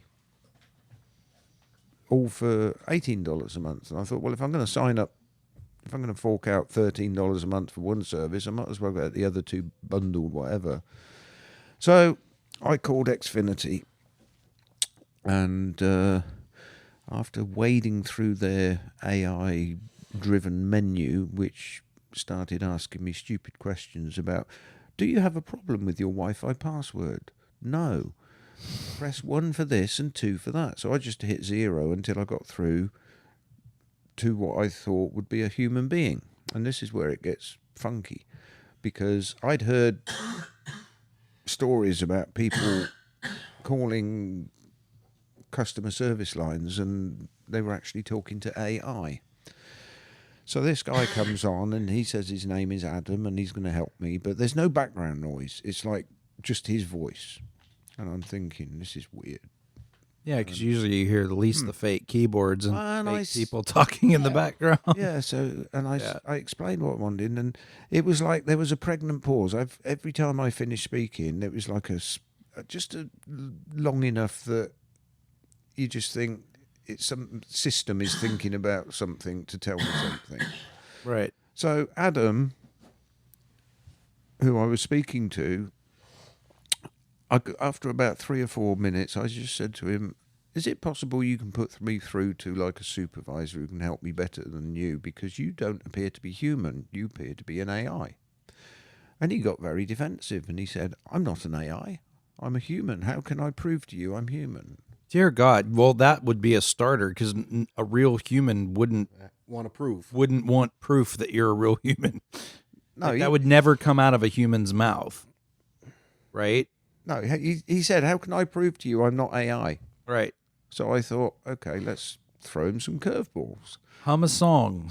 I said, oh, okay, Adam. I said, well, for one thing, the delay between me asking you something and you coming back is like, it's inappropriate because normally, I said, It's a normal person. Yeah. I said, this must mean that you are a long way away from where I am and the voice over IP system. And I said, and also it's so quiet. I said, it's just you. I said, you work from home? And he said, no, I'm in a call centre. And I said, what city are you in? And he said, Egypt. Jeez. So Egypt's a country, not a city. Right. I'm on the fence about this one because I threw him lots of these questions every so often, and he did come back with some human-sounding responses, but he also sounded very defensive. Like, I don't think an AI would get aggressively passive-aggressive. I don't know if you cuss out ChatGPT, which I have, with the whole wire this to Cat 5 debacle, it was aggressive with me when I started, saying profanities. Yeah. So anyway, Adam in Egypt, and he was like coming back with all these things he could do and a package for this and do that, and I said, but I asked you if you could put me through to the loyalty department, and originally you said yes. And I said, but you haven't done that yet. And he said, well, I can do all that for you. There's no... Yeah, I'll take care of it for you. Yeah. Yeah, I'll take care of it. So we talked, I was probably on the phone with him for about an hour or so, and some of the questions I asked, it was like, narrowed it down. He was in Alexandria, which is about an hour from Cairo, and yes, he'd been to the pyramids and blah, blah, blah. And then he said to me, have you ever been? And I said, no. I said, Egypt was on my bucket list, but I'm not likely to get there now. I said, so the next question out my mouth was, so how's the global conflicts in your area affecting you? I said, have you had any problems? And he said, it's like, comes back immediately, and he says, no, Israel's far away enough from us that we're not having any direct impact from any of that. And it's like, it would take a lot of AI to think and come back with that very quickly. Yeah. So at the end of the day, I've given maybe him it was just a cultural difference where he didn't understand the question. Adam in Egypt happens to listen to Technology Rocks. You should have invited him to. Yeah, I will apologize now and say, but I do give you the benefit of the doubt. Okay, so did he solve your problem or yes? Okay, so what was the end result? So the end result was... We should send him a Technology Rocks t-shirt. That's true. Yeah, no, I can't afford the postage. Oh, well, that's also true. He eventually came back to me and said that he could do... Lena got my t-shirt. Upgraded internet speed. Right. So I was on 850, and he said, no, it'll be gigabit internet speed. We don't do 850 anymore, so it's gigabit internet speed. The same TV package, the same box, the same DVR and everything else, for 100 and... I don't know, it came out to about what I was paying before. And I thought, well, okay, they can't do much worse than that. And I said, but I do want to add the Stream Saver package. So he works it all out, and he said, yep, and that will be total of $204 a month. And it was a bit more than I was wanting to. I was trying to keep it down. And he said, I'll send you the consent. What they do is you're on the phone with them. You can't, like, review this. It's a kind of a pressure selling thing. Right. They say, they'll send you a link. You click on it. It gives you what they're offering you. You go through and you agree to click all the boxes and click on agree if you want to. Right. But at the bottom, it said $174. So it actually, some other discount had appeared in there by the time he sent it. So I went through all that. That's cool. Check. I agree. And he said, okay, I've got that, blah, blah, blah. Your service is now upgraded. I said, you mean I don't even need to restart my modem? I haven't checked it to speed. I don't need to check the speed, really. I'm not that anal about it. I think you were getting faster than what you were paying for anyway. I was getting 950. Yeah. I was almost gigabit. So I don't think my modem So goes... it's not really that big of a deal. I don't think the modem... At least you're I've saving a got little bit of coin. Surfboard, SP 90-something A goes above a gig anyway. So I'm glad you said the surfboard. So before that, yeah, I'm finished my story. dear God, you save money. What else is the story? Okay, so because he Say gave hello to because little friends. This is why people don't like me and I get hate mail. I'm sorry. Everybody says I'm too mean to Ian and Byron and then Ray, but I don't think I'm mean to Ray because Ray's mean I'm right gonna back to finish me. my Xfinity All right, story go ahead. because it was bizarre in the first instance because of Adam. So I was just giving you a round of applause because Oh. you're going to finish your story. yeah, and it put me off. I forgot where I was. Okay, so You saved money. You signed your thing. You got to $174 because I wanted, and at the end of the day, it's like, okay, I've done all that, but now I want to get my Apple TV working because Formula One starts tomorrow. right. So I'm looking for emails. I'm looking for things. How do I activate Apple TV? I don't know. I'm looking through. I sign in on their website instead of the app, and I'm going through, and I found a thing that says your services. Yep, your service provider. You put that information in. No. This is on the Comcast website, Right. not Apple TV's thing, but it's like, okay, so because I'd signed up for this gigabit internet, I now qualified for Disney Plus, Hulu, and ESPN bundled. So I've gone from Amazon Prime as being my only streaming service to having everything in the blink of an eye, really no extra cost to me. So I'm like, I haven't got time to watch one channel, let alone 17 streaming services. Okay. But anyway, the one I wanted was Apple TV. So I go and pull it up on the TV, thinking it on, through the X1 box, thinking it might come up automatically working. Okay. But it didn't. It said sign in, and I'm signing in with my Apple ID, and it says subscribe to Apple TV now. And I thought, well, okay. So I go on a text chat on their website. Okay. And I end up talking to. I wasn't stalking her at I all. was stalking Adam. Okay. I'm assuming it was a her. I don't know. The name was Pooja, Pooja. And she was in India. This is good. And I spent Sounds like an episode of South Park. Okay. I probably spent about an hour on this text chat thing, and they were trying to get this working, get my Apple TV working, and it went backwards and forwards. And in the end, this CSR gave me she said, you need to talk to our dedicated team, and sent me a number. So I said, okay. So I call this dedicated number after signing off and asking for an email of transcript of the text, which I got. And I called the number. And it just went through to the same Comcast stupid thing that wanted to press 1 if you've got a problem with So it's a merry-go-round. Then I press 0000000 until I get through to a human being, and I did get through to a human being. I don't remember his name, but he was in the Philippines. I mean, Raffle. for crying out loud, we're like Xfinity, which is the service provider of cable and internet to people that live in the US, and you go to their customer service representatives and you're talking to Egypt and the Philippines. And so he went through lots of diagnostic things like resetting my modem and doing all sorts of other crap. That doesn't give you your login for Exactly. Apple TV. And I said, what is happening? I don't know. What are you telling me? What are you Byron asking is- me? I was asking, can you hear me? I was still Yeah. muted. Oh, Yeah, we Yeah, can hear no. you. Yes, go ahead. Yeah, so don't snore. We can hear you. Yes. If you're gonna cough, hit the mute button. Yep, there we go. At the end of the day, he went off. So tried 4 to different continents or countries, Yeah. continental divides through this conversation. So Where are we going? I finally get, like, it's past midnight, so I'm into a new day talking about it. And he said, he came back after a 5-minute silence. He put me on hold, but I didn't hear anything. I thought he'd gone, but 5 minutes later he came back and he said, I found the answer.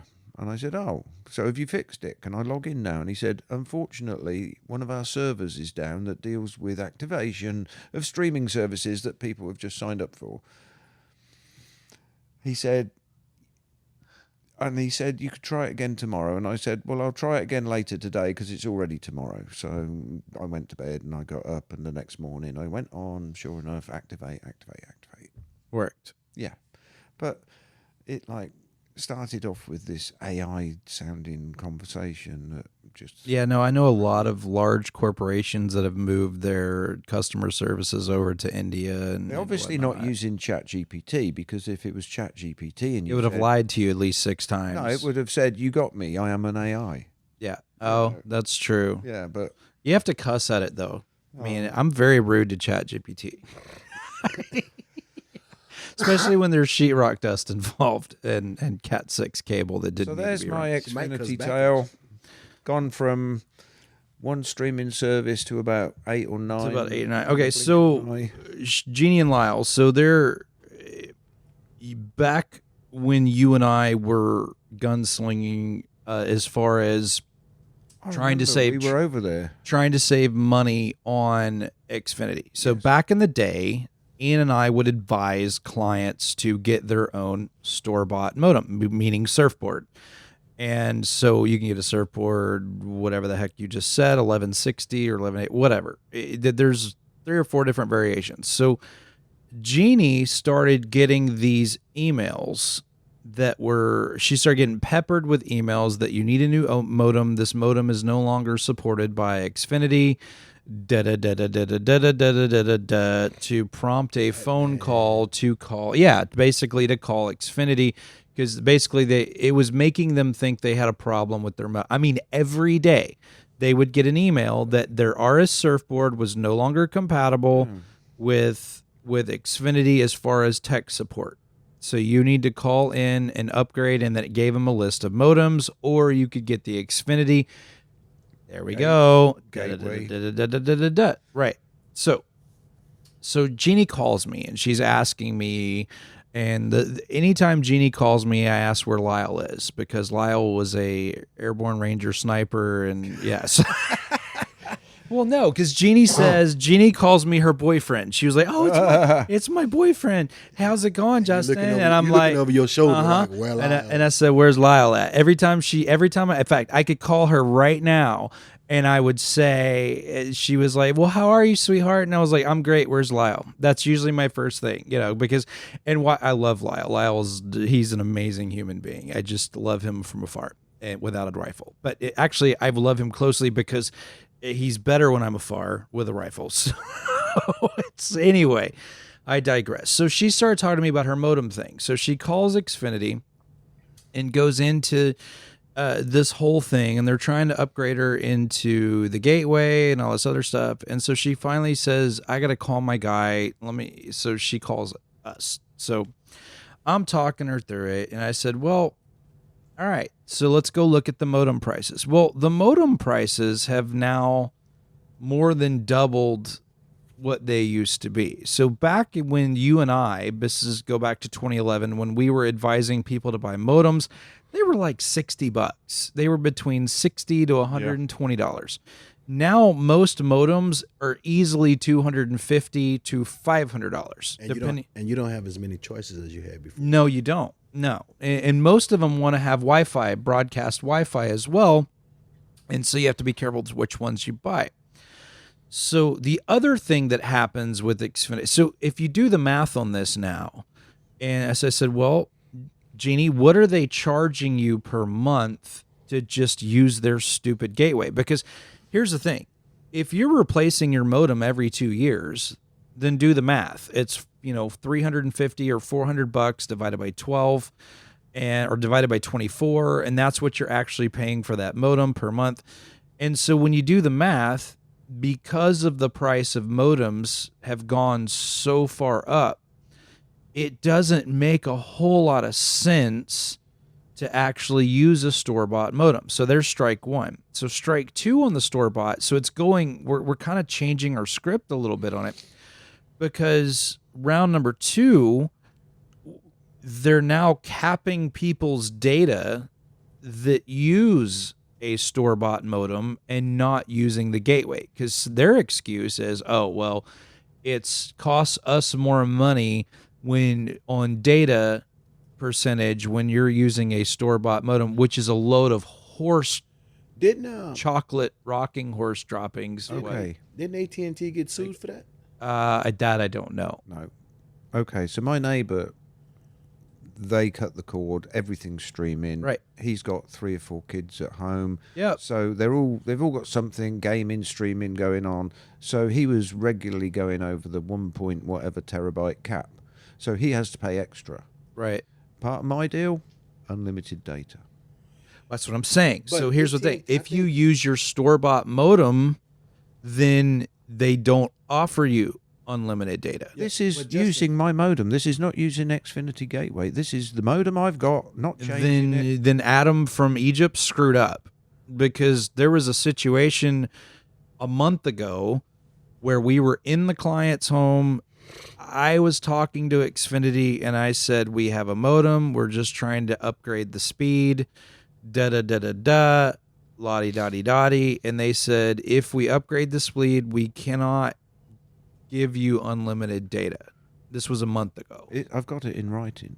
Oh, I know. I'm just saying. I don't know what variation, different from who I talk to versus who you talk to. Doesn't matter. So, but my thing is are you really saving money by using your store-bought modem when you have to replace it every 1 to 2 years because of surges and all kinds of things that come into it from their line? Or should you just use their gateway? Because if you use their gateway, it only costs you $7 a month. Yeah. I don't know. My current modem I've had several years. I can't even remember when I put it in. It was prior to any of that. What happened 3 years ago? So Right. 5, 6 could be. I don't know. It's not even the fastest one. I think it will do 1 gigabit per second. I think yours does 1.2. I think you and I looked at this. No. They won't go over a gigabit? No. Okay, some of them will go over to 1.5 to even 10 gigabits now, Yeah, I'm just looking. which is a waste. But current AT&T bestseller. got sued because they was throttling data for the older devices. People that still had old iPhones and all. And it was throttling the data, and they got sued for that. Oh, I did not know that. The No. cheapest surfboard, SB8200, which I would Right. recommend to somebody. That was the OG. Yeah, that was. No, if Byron was to move over to Comcast, I say don't pay their $10 a month for their gateway or whatever it is. Get yourself this, because then you can use your existing routers and Right. wireless. SB8200, they're currently about $144. Okay, so $144, divide that by 12. 12. Right. So $12 a month. So it's still cheaper to go with the Comcast Only just. gateway. But this is going to last more than a year. Don't know that. That's the problem. And I think it gives you more freedom and flexibility than using their equipment. See, I don't know that either, because you can't really do anything with it with your modem. So how does it give you any more flexibility? Well, you can sign into these things, but all the modem is a modulator. It's a modem. Yeah, it's just it's not doing Wi-Fi or anything else. You're relying on Eero and all your other stuff to do that. So it's just an interface between you and them. Exactly. Yeah. No. So my thing is if you don't want to go buy them, in some areas are more prone to surges than others. Yeah. And here's what I advise people to do. If you're rebooting this thing once a month, that's normal. If you're rebooting it twice a month, 3 times a month, 4 times a month, once a week, that's not normal. And you need to look at replacing your modem. If you're not, and that's if you're having to do frequent reboot, then that means there's something in that modem that's losing its MAC address or losing some form of connectivity, or maybe it has a loose connection. Most of the time, it is the circuit board in the modem that's just got smacked really good, because these things get surges all the time that go in and out of them. The reason I chose to pay them they $5 a month, because every time I would upgrade my TiVo box, I had to have this M card. It's because you're using TiVo. The best thing since sliced bread. Yes. It's probably That's older. what every TiVo owner says. It's probably older than bread. But you had to pair. Most likely. You had to pair the M card to the TiVo box. No one knows what an M card is. And so, I do. The customer service was hard. I mean, it was like. So TiVo's customer service was horrible. No, the cable company customer service. Oh, it's because they don't want you to use an M card. Why? They support TiVo. Who let the old man in? They support TiVo. That's one of the few cable companies that still let you rent TiVo boxes. They still want to let you rent TiVo boxes. But anyway, it was a pain in the butt. I always get the card to pair with. They do not like giving those cards away. And they charge me $250 a month for Very much like OG satellite companies that used to use the cards that you flip the box down and you put everybody could clone them or whatever.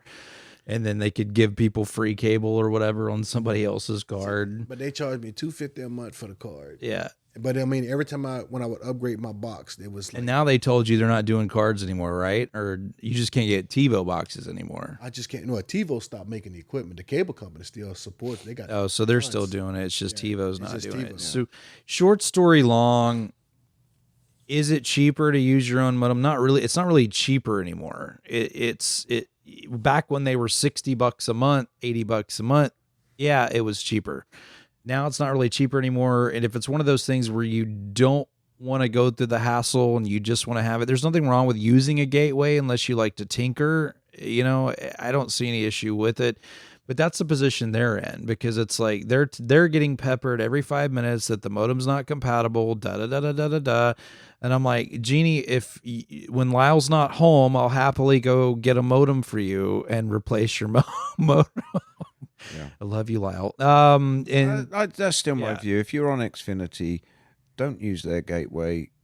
Use your own modem. yeah, because it used to be 15 a month. Now it's 7. They've actually Well, part of my deal, they offered it for nothing, but I didn't want it anyway. But because I said I have a modem, it works. It's been working fine. I don't want to replace maybe it. that's why you're only getting 950 is because you don't have a 10 gigabit gateway.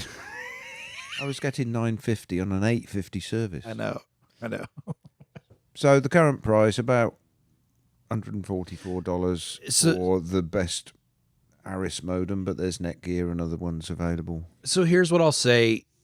If you're at the end of contract or you haven't renewed your contract, you always have the stronghold in the negotiation process, and you should use that stronghold. If you're commercial, you're screwed. I'm talking about residential.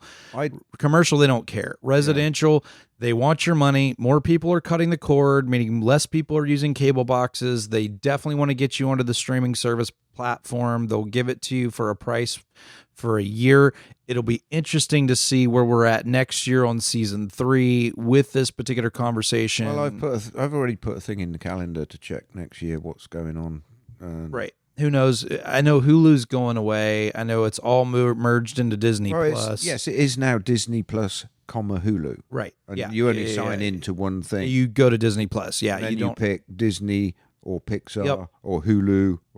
Somebody was pissed off last week because they lost all their favorite shows that they had bookmarked for new episodes in Hulu, because Hulu is a useless app. I don't know why they don't just tell you to delete the app, but Hulu doesn't work. The Hulu app doesn't work. Very much like HBO Max doesn't work anymore. You have to go to HBO. Yeah. So it's there's a lot of cohesion, copacetic merging with those now I've got things. Disney Plus. I can probably catch up on Doctor Who because I wasn't able to watch that because that was where it was. Doctor Who.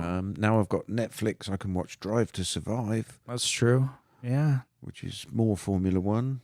Yeah, all kinds of, and then Apple TV Plus, so you can watch all those fun. The only thing that I was looking for is Paramount Plus, which you can see my twin brother Captain Pike on Star Trek. Captain Pike. All right, moving on to our next set of questions. So Lyle and Jeannie, you can get your own modem. We can help you with that, or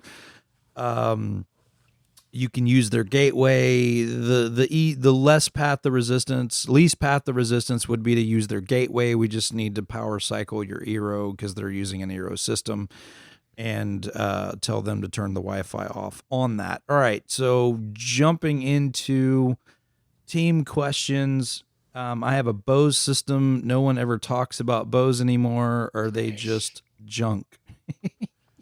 I think they're still respectable. Here's what I'll say. Bose is when you don't know no better. No, well, not necessarily. you can hate on Bose all you want, but you can go talk to a freaking homeless person standing on the side of the road and they recognize the Bose logo.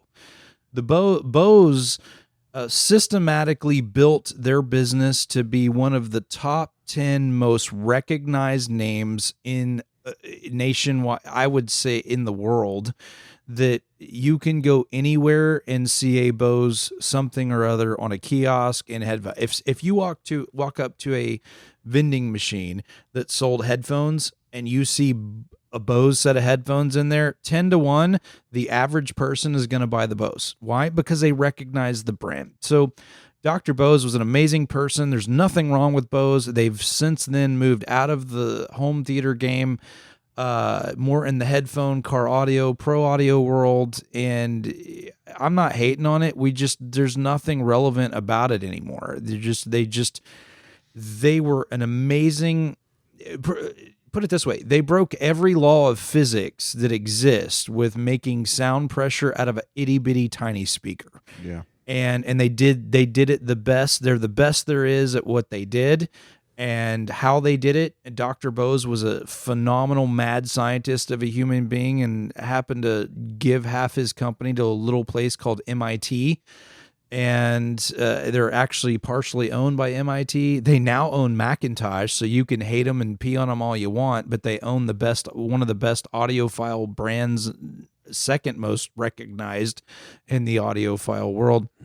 We just don't talk about them a lot because they're not doing anything anymore. You know, it's just they kind of moved on. I know they tried to jump into like Sonos territory and jump into that market with streaming audio and grouping audio and things like that. And it's just not what they did. And then they started kind of moving out of the home theater stuff. They're just not relevant anymore. There's nothing wrong with them. It's just, they're not doing it anymore. So is what it is. And that's why nobody talks about them. They make great headphones. They do make amazing headphones. I mean, they're good enough for the NFL. When you see football games, the guys are always using Bose headphones. So they're getting paid to do that. Well, exactly. That's what I'm saying. They're doing it because of brand recognition is what it is. Do you dislike, our team, do you dislike the calibration after JBL Bless the Beast you guys refer to? I need to go on record on this because I got in some hot water with a couple different manufacturers on that. So I will never say I dislike it. It was kind of misconstrued into that. What I'll say is everybody's ears are different. The audio is subjective. It was a little hot for my taste. I like a little bit more mid-range, a little bit more meat, less potatoes, on it. And so I added a little bit of, say I added a dash of salt or a dash of pepper and a little bit of gravy on the low frequency side of it. And in fact, one of the guys that had listened to it before, and after, I showed him before and after, and he loved both of them. That's what I'm saying. So I don't have an issue with it. I don't think the guys have heard it since it's been calibrated for very long. But I needed to field a political way to field some of those questions with our friends at JBL. Love JBL. Dan's a wizard. I've already mentioned that several times, even on the show. So going to the next one. With the upcoming Sony merger, where do you see Sony in 5 to 10 years? Okay, so this one, I have a confession to make. Over the past few days, I have discovered that I'm an alien. No. Over the past few days, I have seen the best television I have ever seen with my own eyes. I've seen it, and it was phenomenal. It was one of the best things I'd ever seen, and it was. And I can tell you this: if I was in the TV manufacturing world, and I was one of the big TV manufacturing popular big three, I'll call them the big three companies, I would be scared shitless because of what I have seen with my own eyes, and it wasn't any of the big three that I saw that stopped me in my tracks. So there is and I'm never going to hear the end of this. from certain parties in the room that are going to give me as soon as I say it. Thank God Ray's not here. No, actually we miss Ray. It was a TCL. Say it again. It was One more time. I'll say it. It wasn't a Hisense. How about that? One more time. Say it again. One more time for the March of Dimes. So it was a TCL, and it was a big one. It was a QM SQD 11L, as in Larry. So okay, so and this kind of goes into that question that I'm about to answer, and it's because Sony has somewhat been dormant as far as releasing new product.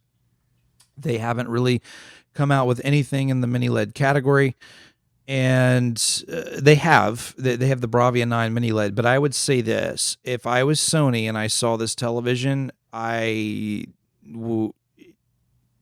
television was better than any OLED that I've ever seen. How big this television? It was 98. It was a 98 inch. It was $11,000. And yeah. See, I knew that would shut you up. So yeah. Ooh, good. That's a lot. Shh, I'm done. That's a lot more than $9.99. I could buy 11 TVs for that at Costco. And they look a whole lot better. So this TV uses a technology. They're using mini LED, but it's called SQD. Okay. So to go into the variation of what they're doing different than most mini LEDs. So most mini LED technology televisions, if you were to draw a square on a piece of paper, and then you were to draw a crosshair in between that, you have 4 quadrants, okay?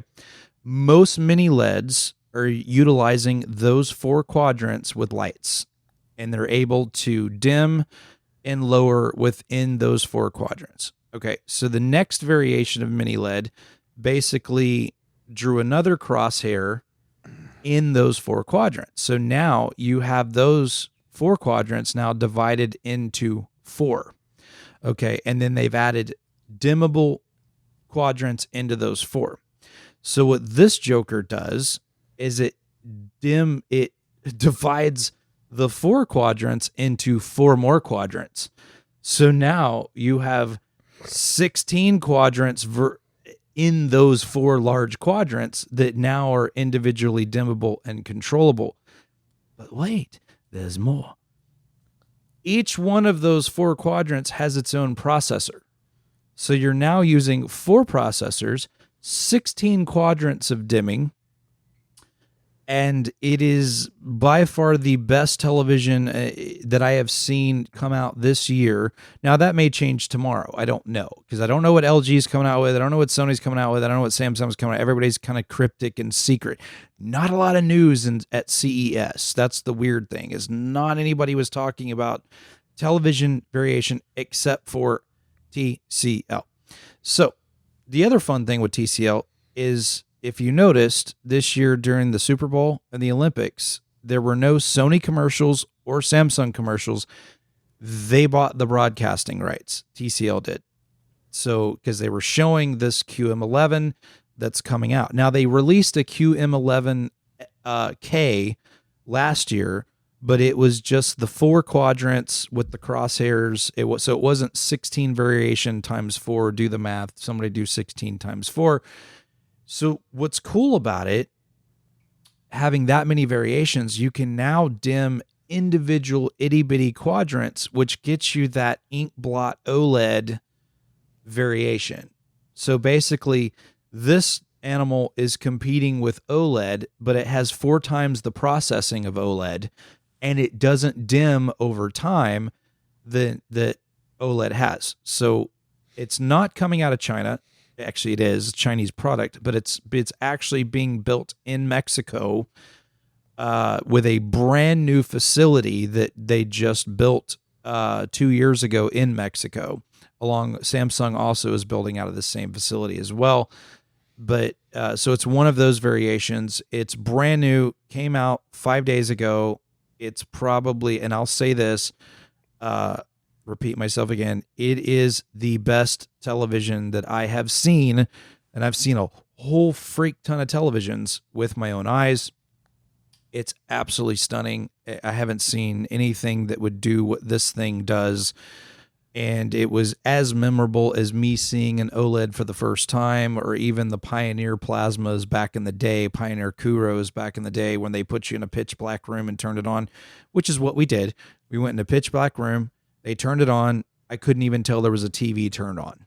That's how good the black was on this thing. I mean, it was amazing. Like, this thing was nuts. So I would tell you this, if I was LG, Sony, and Samsung, I would be terrified right now in competition with what this TV will do for $11,000. Now, I don't know if people will get over the $11,000 price tag to adopt said animal, because it's like buying an $80,000 Hyundai. You know what I mean? It's just like, I don't know if people are going to get past the TCL barrier of, I don't know if I can pay that for a TCL.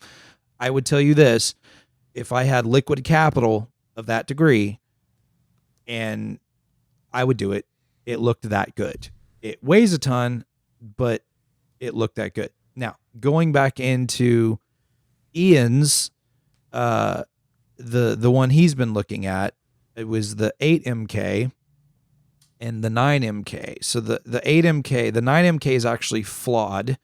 There's a flaw in the processor, which they're trying to fix via firmware update. Not sure if they're going to or not. They're not sure if they're going to. And I've talked directly to TCL. There's a couple different things. They're working on quality control issues out of this new factory. We saw one where we opened the box up and it had the back panel that was bowed off the back. What model was that? 8 or 9? That was an 8. That was the one we were looking at for you. Right. That one. But the 11 had it too. This new 11 had an issue with it too. In fact, they had to open a couple TVs to find one that wasn't screwed up on the back of it. So but I'll tell you this, I was deeply impressed by that quality. And if the merger is true and it's going to go through, then I can only imagine what they're going to do with the XBR chipset, just because Sony is by far the best chip in the business. But they're using these 4 chips, which it's called quantum dot or something, and meaning you have 4 times the pixels, 4 chips. There's all kinds of fun things. This thing is going to be Dolby Vision 2 compliant, which Dolby Vision 2 hasn't been released yet. So Byron's TV's already out of date. $999.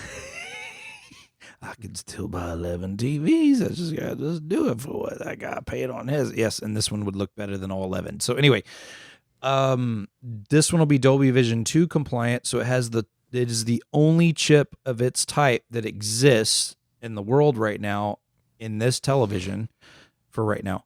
And it will be Dolby Vision 2 compliant via firmware, which I don't even know what Dolby Vision 2 compliancy means at this point, but it's the new thing that's coming up the pipe and down the pipe. But I'll tell you this, it was impressive. So where is Sony going to be 5 to 10 years? I am not sure. After seeing this TCL television, I'm not sure. And knowing about the merger, I'm really not sure. But it's a very fun question that I'm not sure about. But I'll say this, I'm going to eat some humble pie right now, and with humility. It's called, in Louisiana, we call it eating crow. I'm going to eat some crow pie. I'm going to eat just plain. I'm just going to eat. I'm going to be eating crow. I'm going to be eating crow for a minute and say that TCL is going to be a force to be reckoned with. They're coming out with some really aggressive products. And notice I did not say Hisense. But when you use the word Hisense, you got to use the word $999. That's true. But that changes the whole game. But TCL also has a 98 variation that was $200 more that's mini LED right now. What would it look like? I don't know. I haven't seen it. But I sent a picture of the picture I sent you guys on our Technology Rocks thread was you can see the 8 in the forefront, the 11 is in the background, and that's the so that was an 85 of the 8 and the I think 115 of the new 11, which I don't want to lift either. But that one is a ripe tune of $19,000. But they can't keep these things in stock. I mean, especially 11s. They've already sold. They brought in 40 of them. They sold all but 2. That's because N buying them all. That's true. But I don't know if the problem is I don't know how many of those are. So I'm not buying an 11. No, he's getting the 8. The 8 is the best buy. The 8 is the best one for the money right now, for sure. And also because I don't want to go and get the Google this and the Google that. I just want a screen that's going to be a screen, like a monitor. I think does the 8 not have Android in it? I don't know. It does, but I'm you asking. can basically shut it down. Whereas the 9, The 11 you can't. No, and the 9 has the full Gemini, and they just want to be all up in your want to be in your nethers, business. in your gubbins, all up in your gubbins. Yeah. Yes, no, but so I don't know. I don't know the answer to that, and I'm. My thought is they're going to be a production company, very much like Panasonic was. And they're going to do cutting edge tech and design and research and development and then sell it to the highest bidder. I mean, if you think about it, they pulled out of the commercial projector industry 3 years ago. They're pulling out of the TV industry this year. And I mean, I guess they're focusing on film and how many Spider-Mans they can make. I'm not sure. Because that's it. Once they get out the TV industry, that's all left is film, huh? That's a video game. I mean, PlayStation. That's about it. Yeah. No. So they're gonna stay making money on those. Oh yeah. No, for sure. So I'm not sure. I don't know where they're gonna be at because this thing is nuts. Like this, I would be scared if I was Samsung or LG. It's that nuts. I mean, I love, have an affair with my A95L at my house. I love that OLED television. When I got home, I thought my TV looked like crap. And I haven't had that effect until I saw an edge-lit Sony that I had in comparison to OLED. I thought my A95L looked like crap in comparison to what I saw. So what you're saying is you're going to get you a 98-inch TCL. I'm not going to get a 98-inch. I still think they're an abomination. Do what?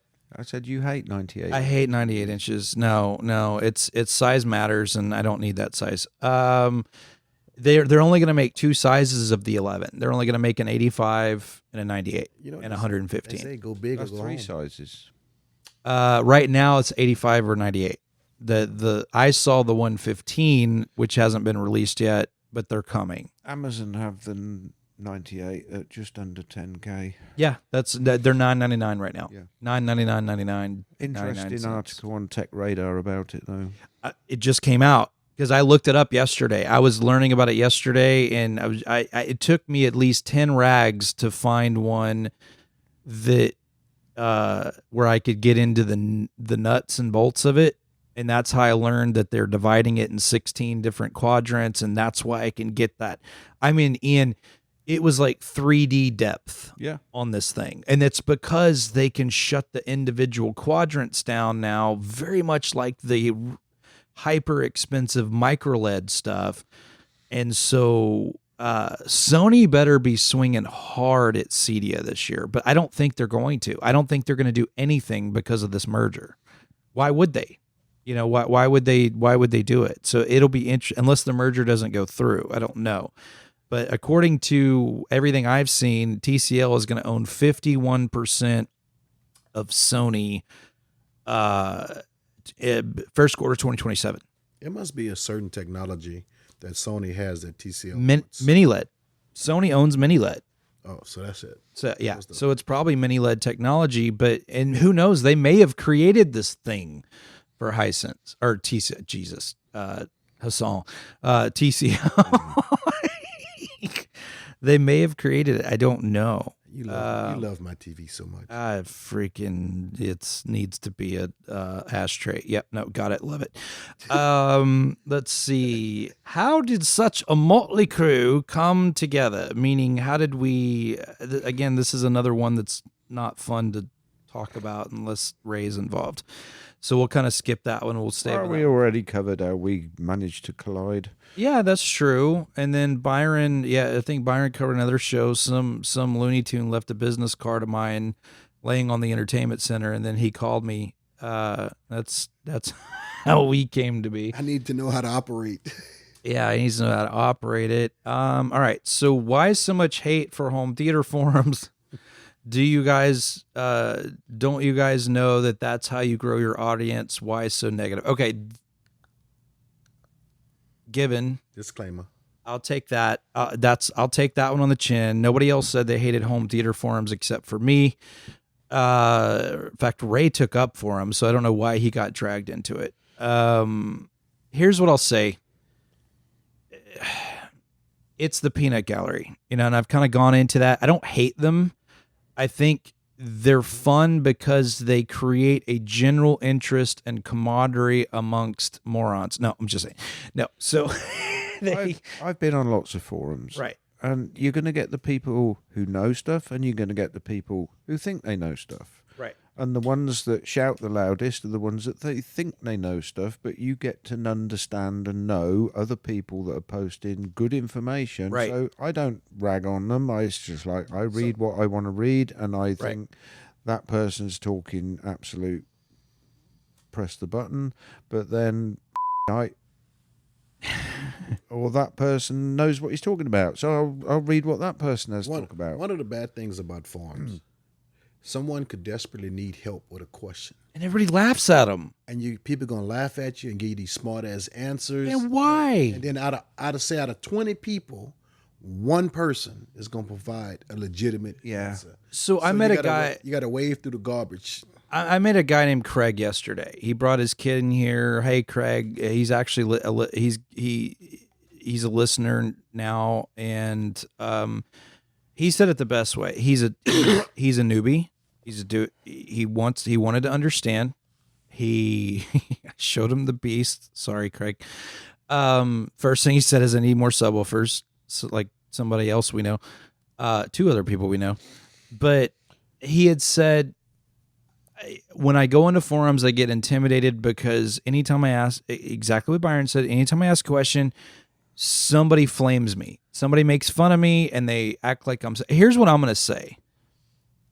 You, to the people that are doing that, and I don't care if you get me hate mail because, trolls live under bridges and we're sitting on top of the bridge right now.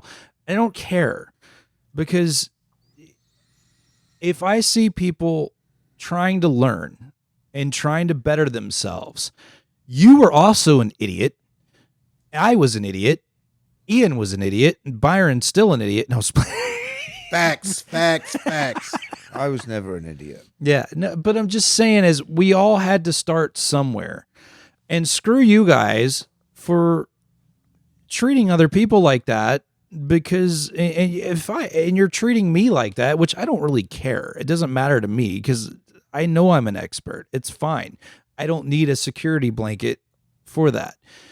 The thing is there are genuine people out there that want to learn about home theater or technology, There or are whatever. people who would like to teach them and help them with those questions. Exactly. And that's what we're here for. And it's not that we hate forums. It's not that I hate room correction and I hate things like that. I'm a rebel without a clue in most cases, but it's one of those things where when I get so pissed off in those forums when the first thing you see is a laughing emoji when somebody asks a basic question.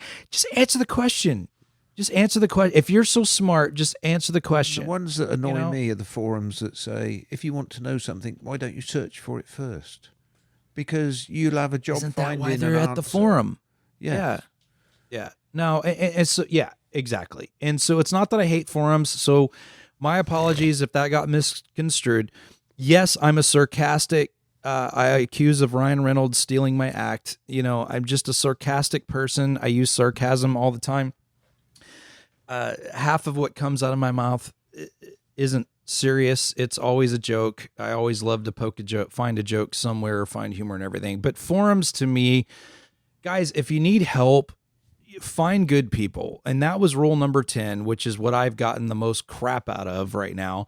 Is the rule number 10 was listen to lots of things, talk very little, ask questions when you need to, but the guys that you're listening to, make sure they're vetted before you take what they say with a grain of salt until you know where they came from. I mean, if this is a guy that's been around JBL Synthesis or Paradigm or JL or REL or Focal or any one of these amazing brands that are out there, and they've been through all of them and they've listened through all of them, yes, his ears are still different than yours, or her ears are still different than yours, but they still have an opinion about how they install, how they react to the room, all of those things. And it's not that we hate forums. And yes, forums are important to grow the show, and we love the people on the forums.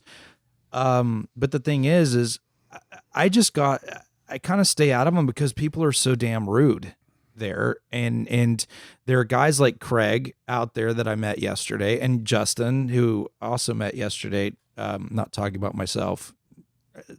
I've known myself. I'm a prick. But anyway, there are people there that... At least you got a promotion. You used to be a dick.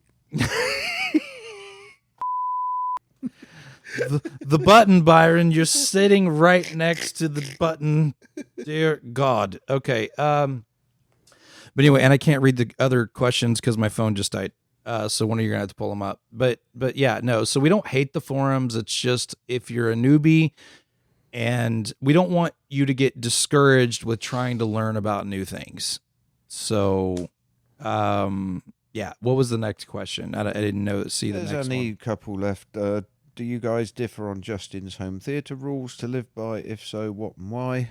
I don't disagree with Justin's rules. I don't have any rules of my own. I haven't even got that would be more of a Ray thing. I don't know. And I don't think he did. I don't think he really differed much with somebody with said, can we go over the rules again? I was trying to follow, but Justin's brain seems to move at a slow light speed for most natural humans. Or normal humans. Okay. Which is why I came up with the idea we ought to call him Buzz. So we can do Buzz Lightyear. Yeah, we can go over the home theater rules again. I think I sent one of you guys those, and then as we can. I believe you sent it to all of us. Yeah, I think I just shared a note. They'll be more understandable because Justin is not offering explanations as we go through the rules. Well, no. Partially, you all won't ask questions when I'm going through the rules. Right. So rule number 1: if you're not going over 100 inches, then go with a TV. Yep. Still stand by that rule. Yeah. Even though you hate 98-inch TVs, I think I'm sticking with a TV. Well, then Dan's sticking with a TV. There we go. Don't go too big for the room. That's number 2. And number 3 is don't go too small for the room. So, and the room matters, you know. That's what she said. Yeah. No. If you're gonna talk to a calibrator or somebody like one of us, have your room dimensions. You know, width, length, height. That's also what she said. Depth.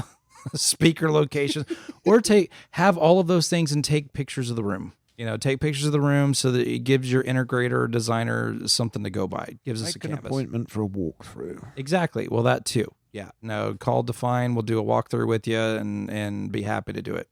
Okay. Number 4, add the proper amount of channels to make the room immersive.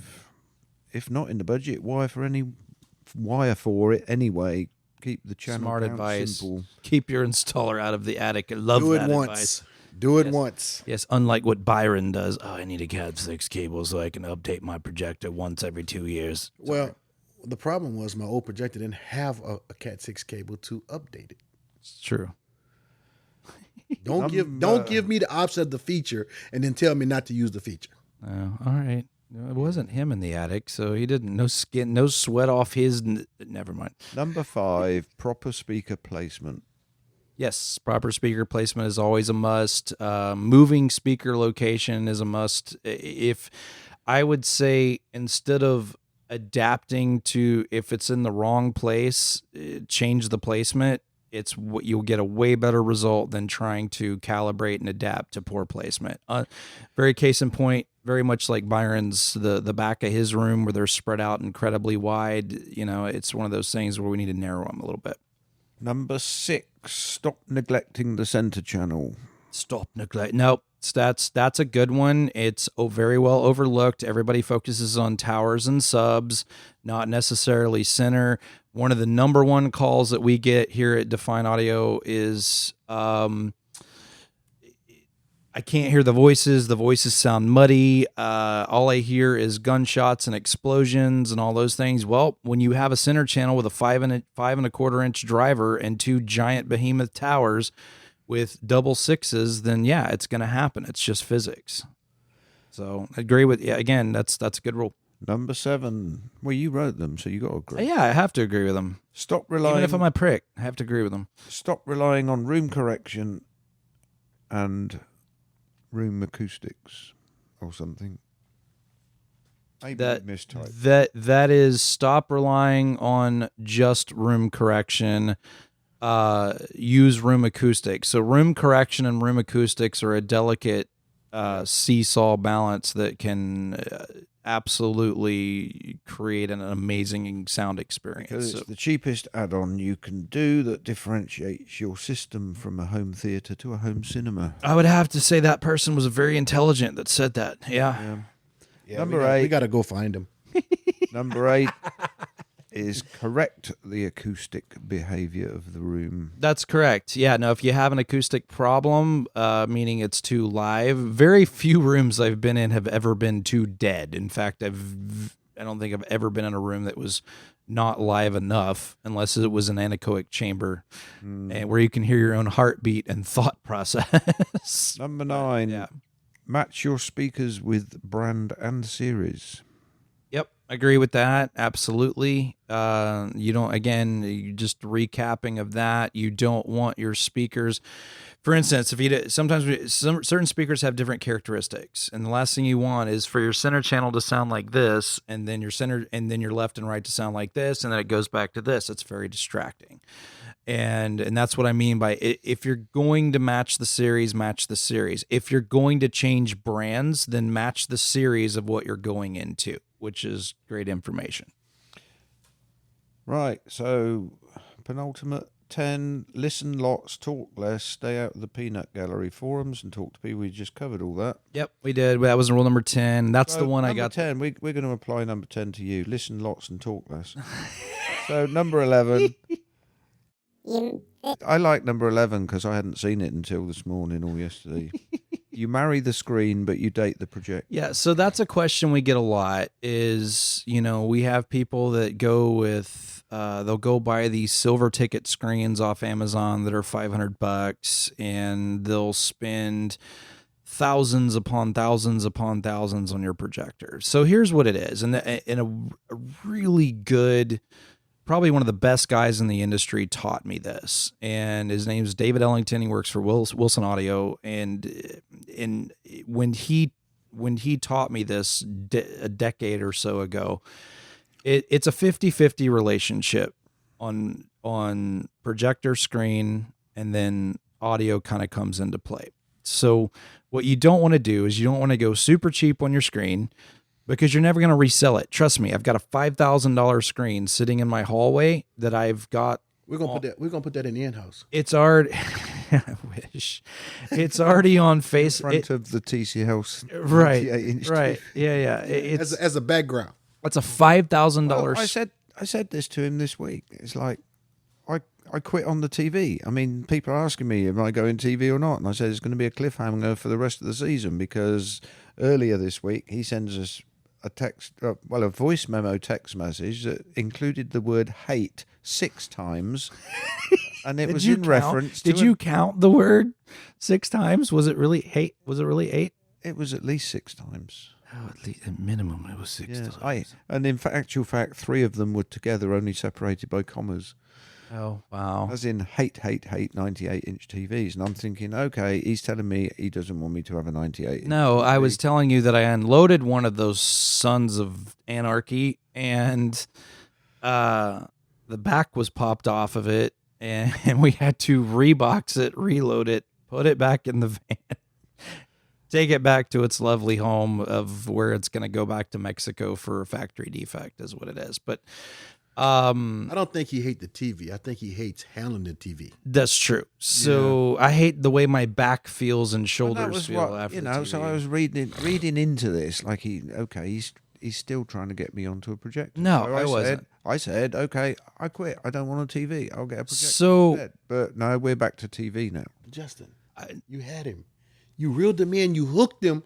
And it's like a catch and release. You caught him and then you released him back into the wild. Story of my life with every relationship I've ever been in. You know, It's a fishing story. Yeah. Catch and release. Yeah. You don't release the fish back into the water. You release him into a pot of grease. that's true. Oh, that's true. And then with chips, no. So here's what I'll say on that. The screen is important. You're never going to resell it. It's the kid moving out of a house. It's the kid that never moves out.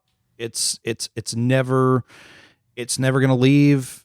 You're never going to, nobody's going to want it. So make sure you get the right size the first time, the right type the first time, and grow into it. The projector is 4 bolts in a Craigslist ad. It genuinely is. Or you can swap it out here at Define. You bring it in, you can trade it in. We'll give you a little bit of a credit on your projector and move forward. But again, I have a $5,000 Screen Innovation 120-inch slate screen sitting in the hallway. I can't even sell it for $600 on Marketplace.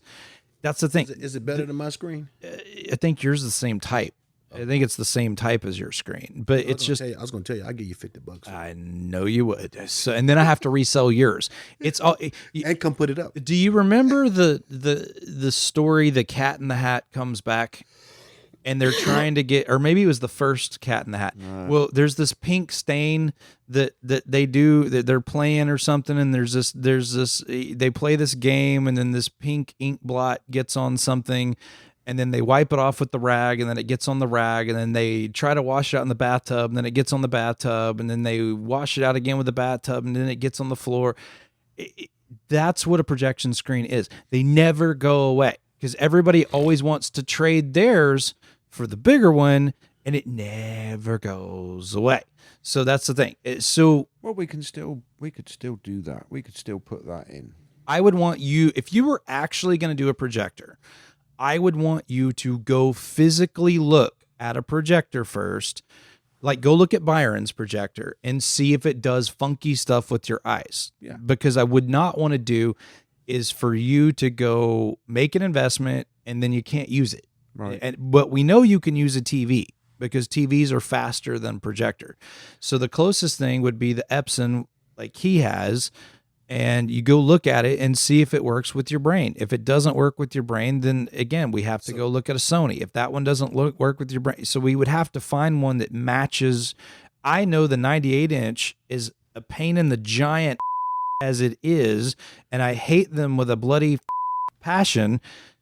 I know that it will work with the eye variation that you have. So I just know it'll work. Let me put it on the spot. When Justin comes tomorrow to install my Kaleidoscape, you're welcome to come along with him. And Well, get a I live would, except demo. I'm going to have my, examined tomorrow. But it'd be over by noon. Because I guarantee you he ain't showing up till afternoon. Believe me, I know. We got to get it in the hand first. I can't. I have to have a designated driver. I'm not allowed to drive anywhere, and I'm sure that person is already putting themselves out enough to take me all the way to Katie and back. They're not going to want to drive me to Porter or. So at some Make point, Justin pick you up along the way. He's passing minus right by people you that are coming trying to eat dinner while listening to this, at some point, if you're going to go the projector route, you need to see different variations of the projectors. That's all it is. So the screen is important. It's one of those things that you want to get right the first time, and because you're going to get stuck with it after the fact. The projector is a pliable conversation, which is why, you date the projector, you marry the screen. I've said that for a long time. And there's a ratio with that. It's like, there's this massive hemorrhoid of a brand that's out there called a Valerian, and it's a DLP color wheel. In fact, somebody just traded their projector in, for that because, their wife, it has a color wheel, has DLP color wheel. Their wife can't watch it, and so he had to get something different. Same exact same thing that you're going through right now. Yeah, I mean the old Mitsubishi 1080p at home, I can watch it. It's not a real big issue. The only time I really see it is maybe when the credits are rolling, when it's white on black, and Right. you're trying to read, so your eyes are going left and right. That's the only real time I see it at home. But on this one, it's like, whoa, I can't watch that.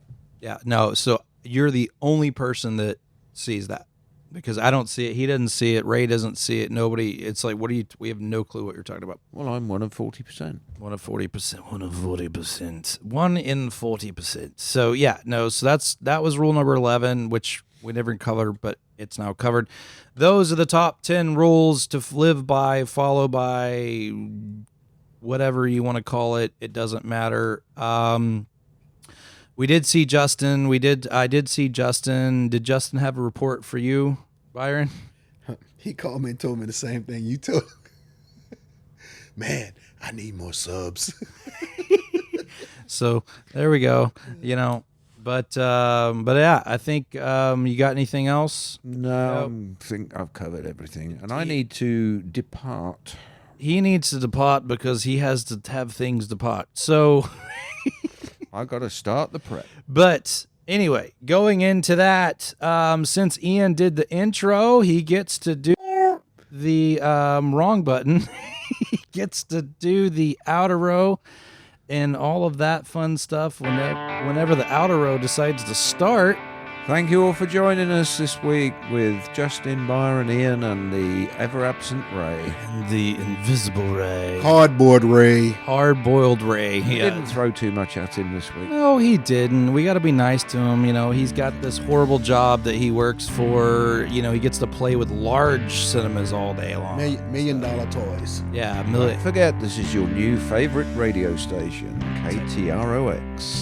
KTROX. Meet my little friends. So what are we covering next week? We're going to do lots of fun things next week. Maybe we'll have a guest caller, and we'll see if Ian gets his TV and Byron gets his kaleidoscope. And Justin, you got to set up the poll. That's true. I got to do the poll, whether who's gonna calibrate the system. So anyway, that's a wrap. And I like Ian. Go do the ROX thing again. That was fun. KTROX, your favorite radio station.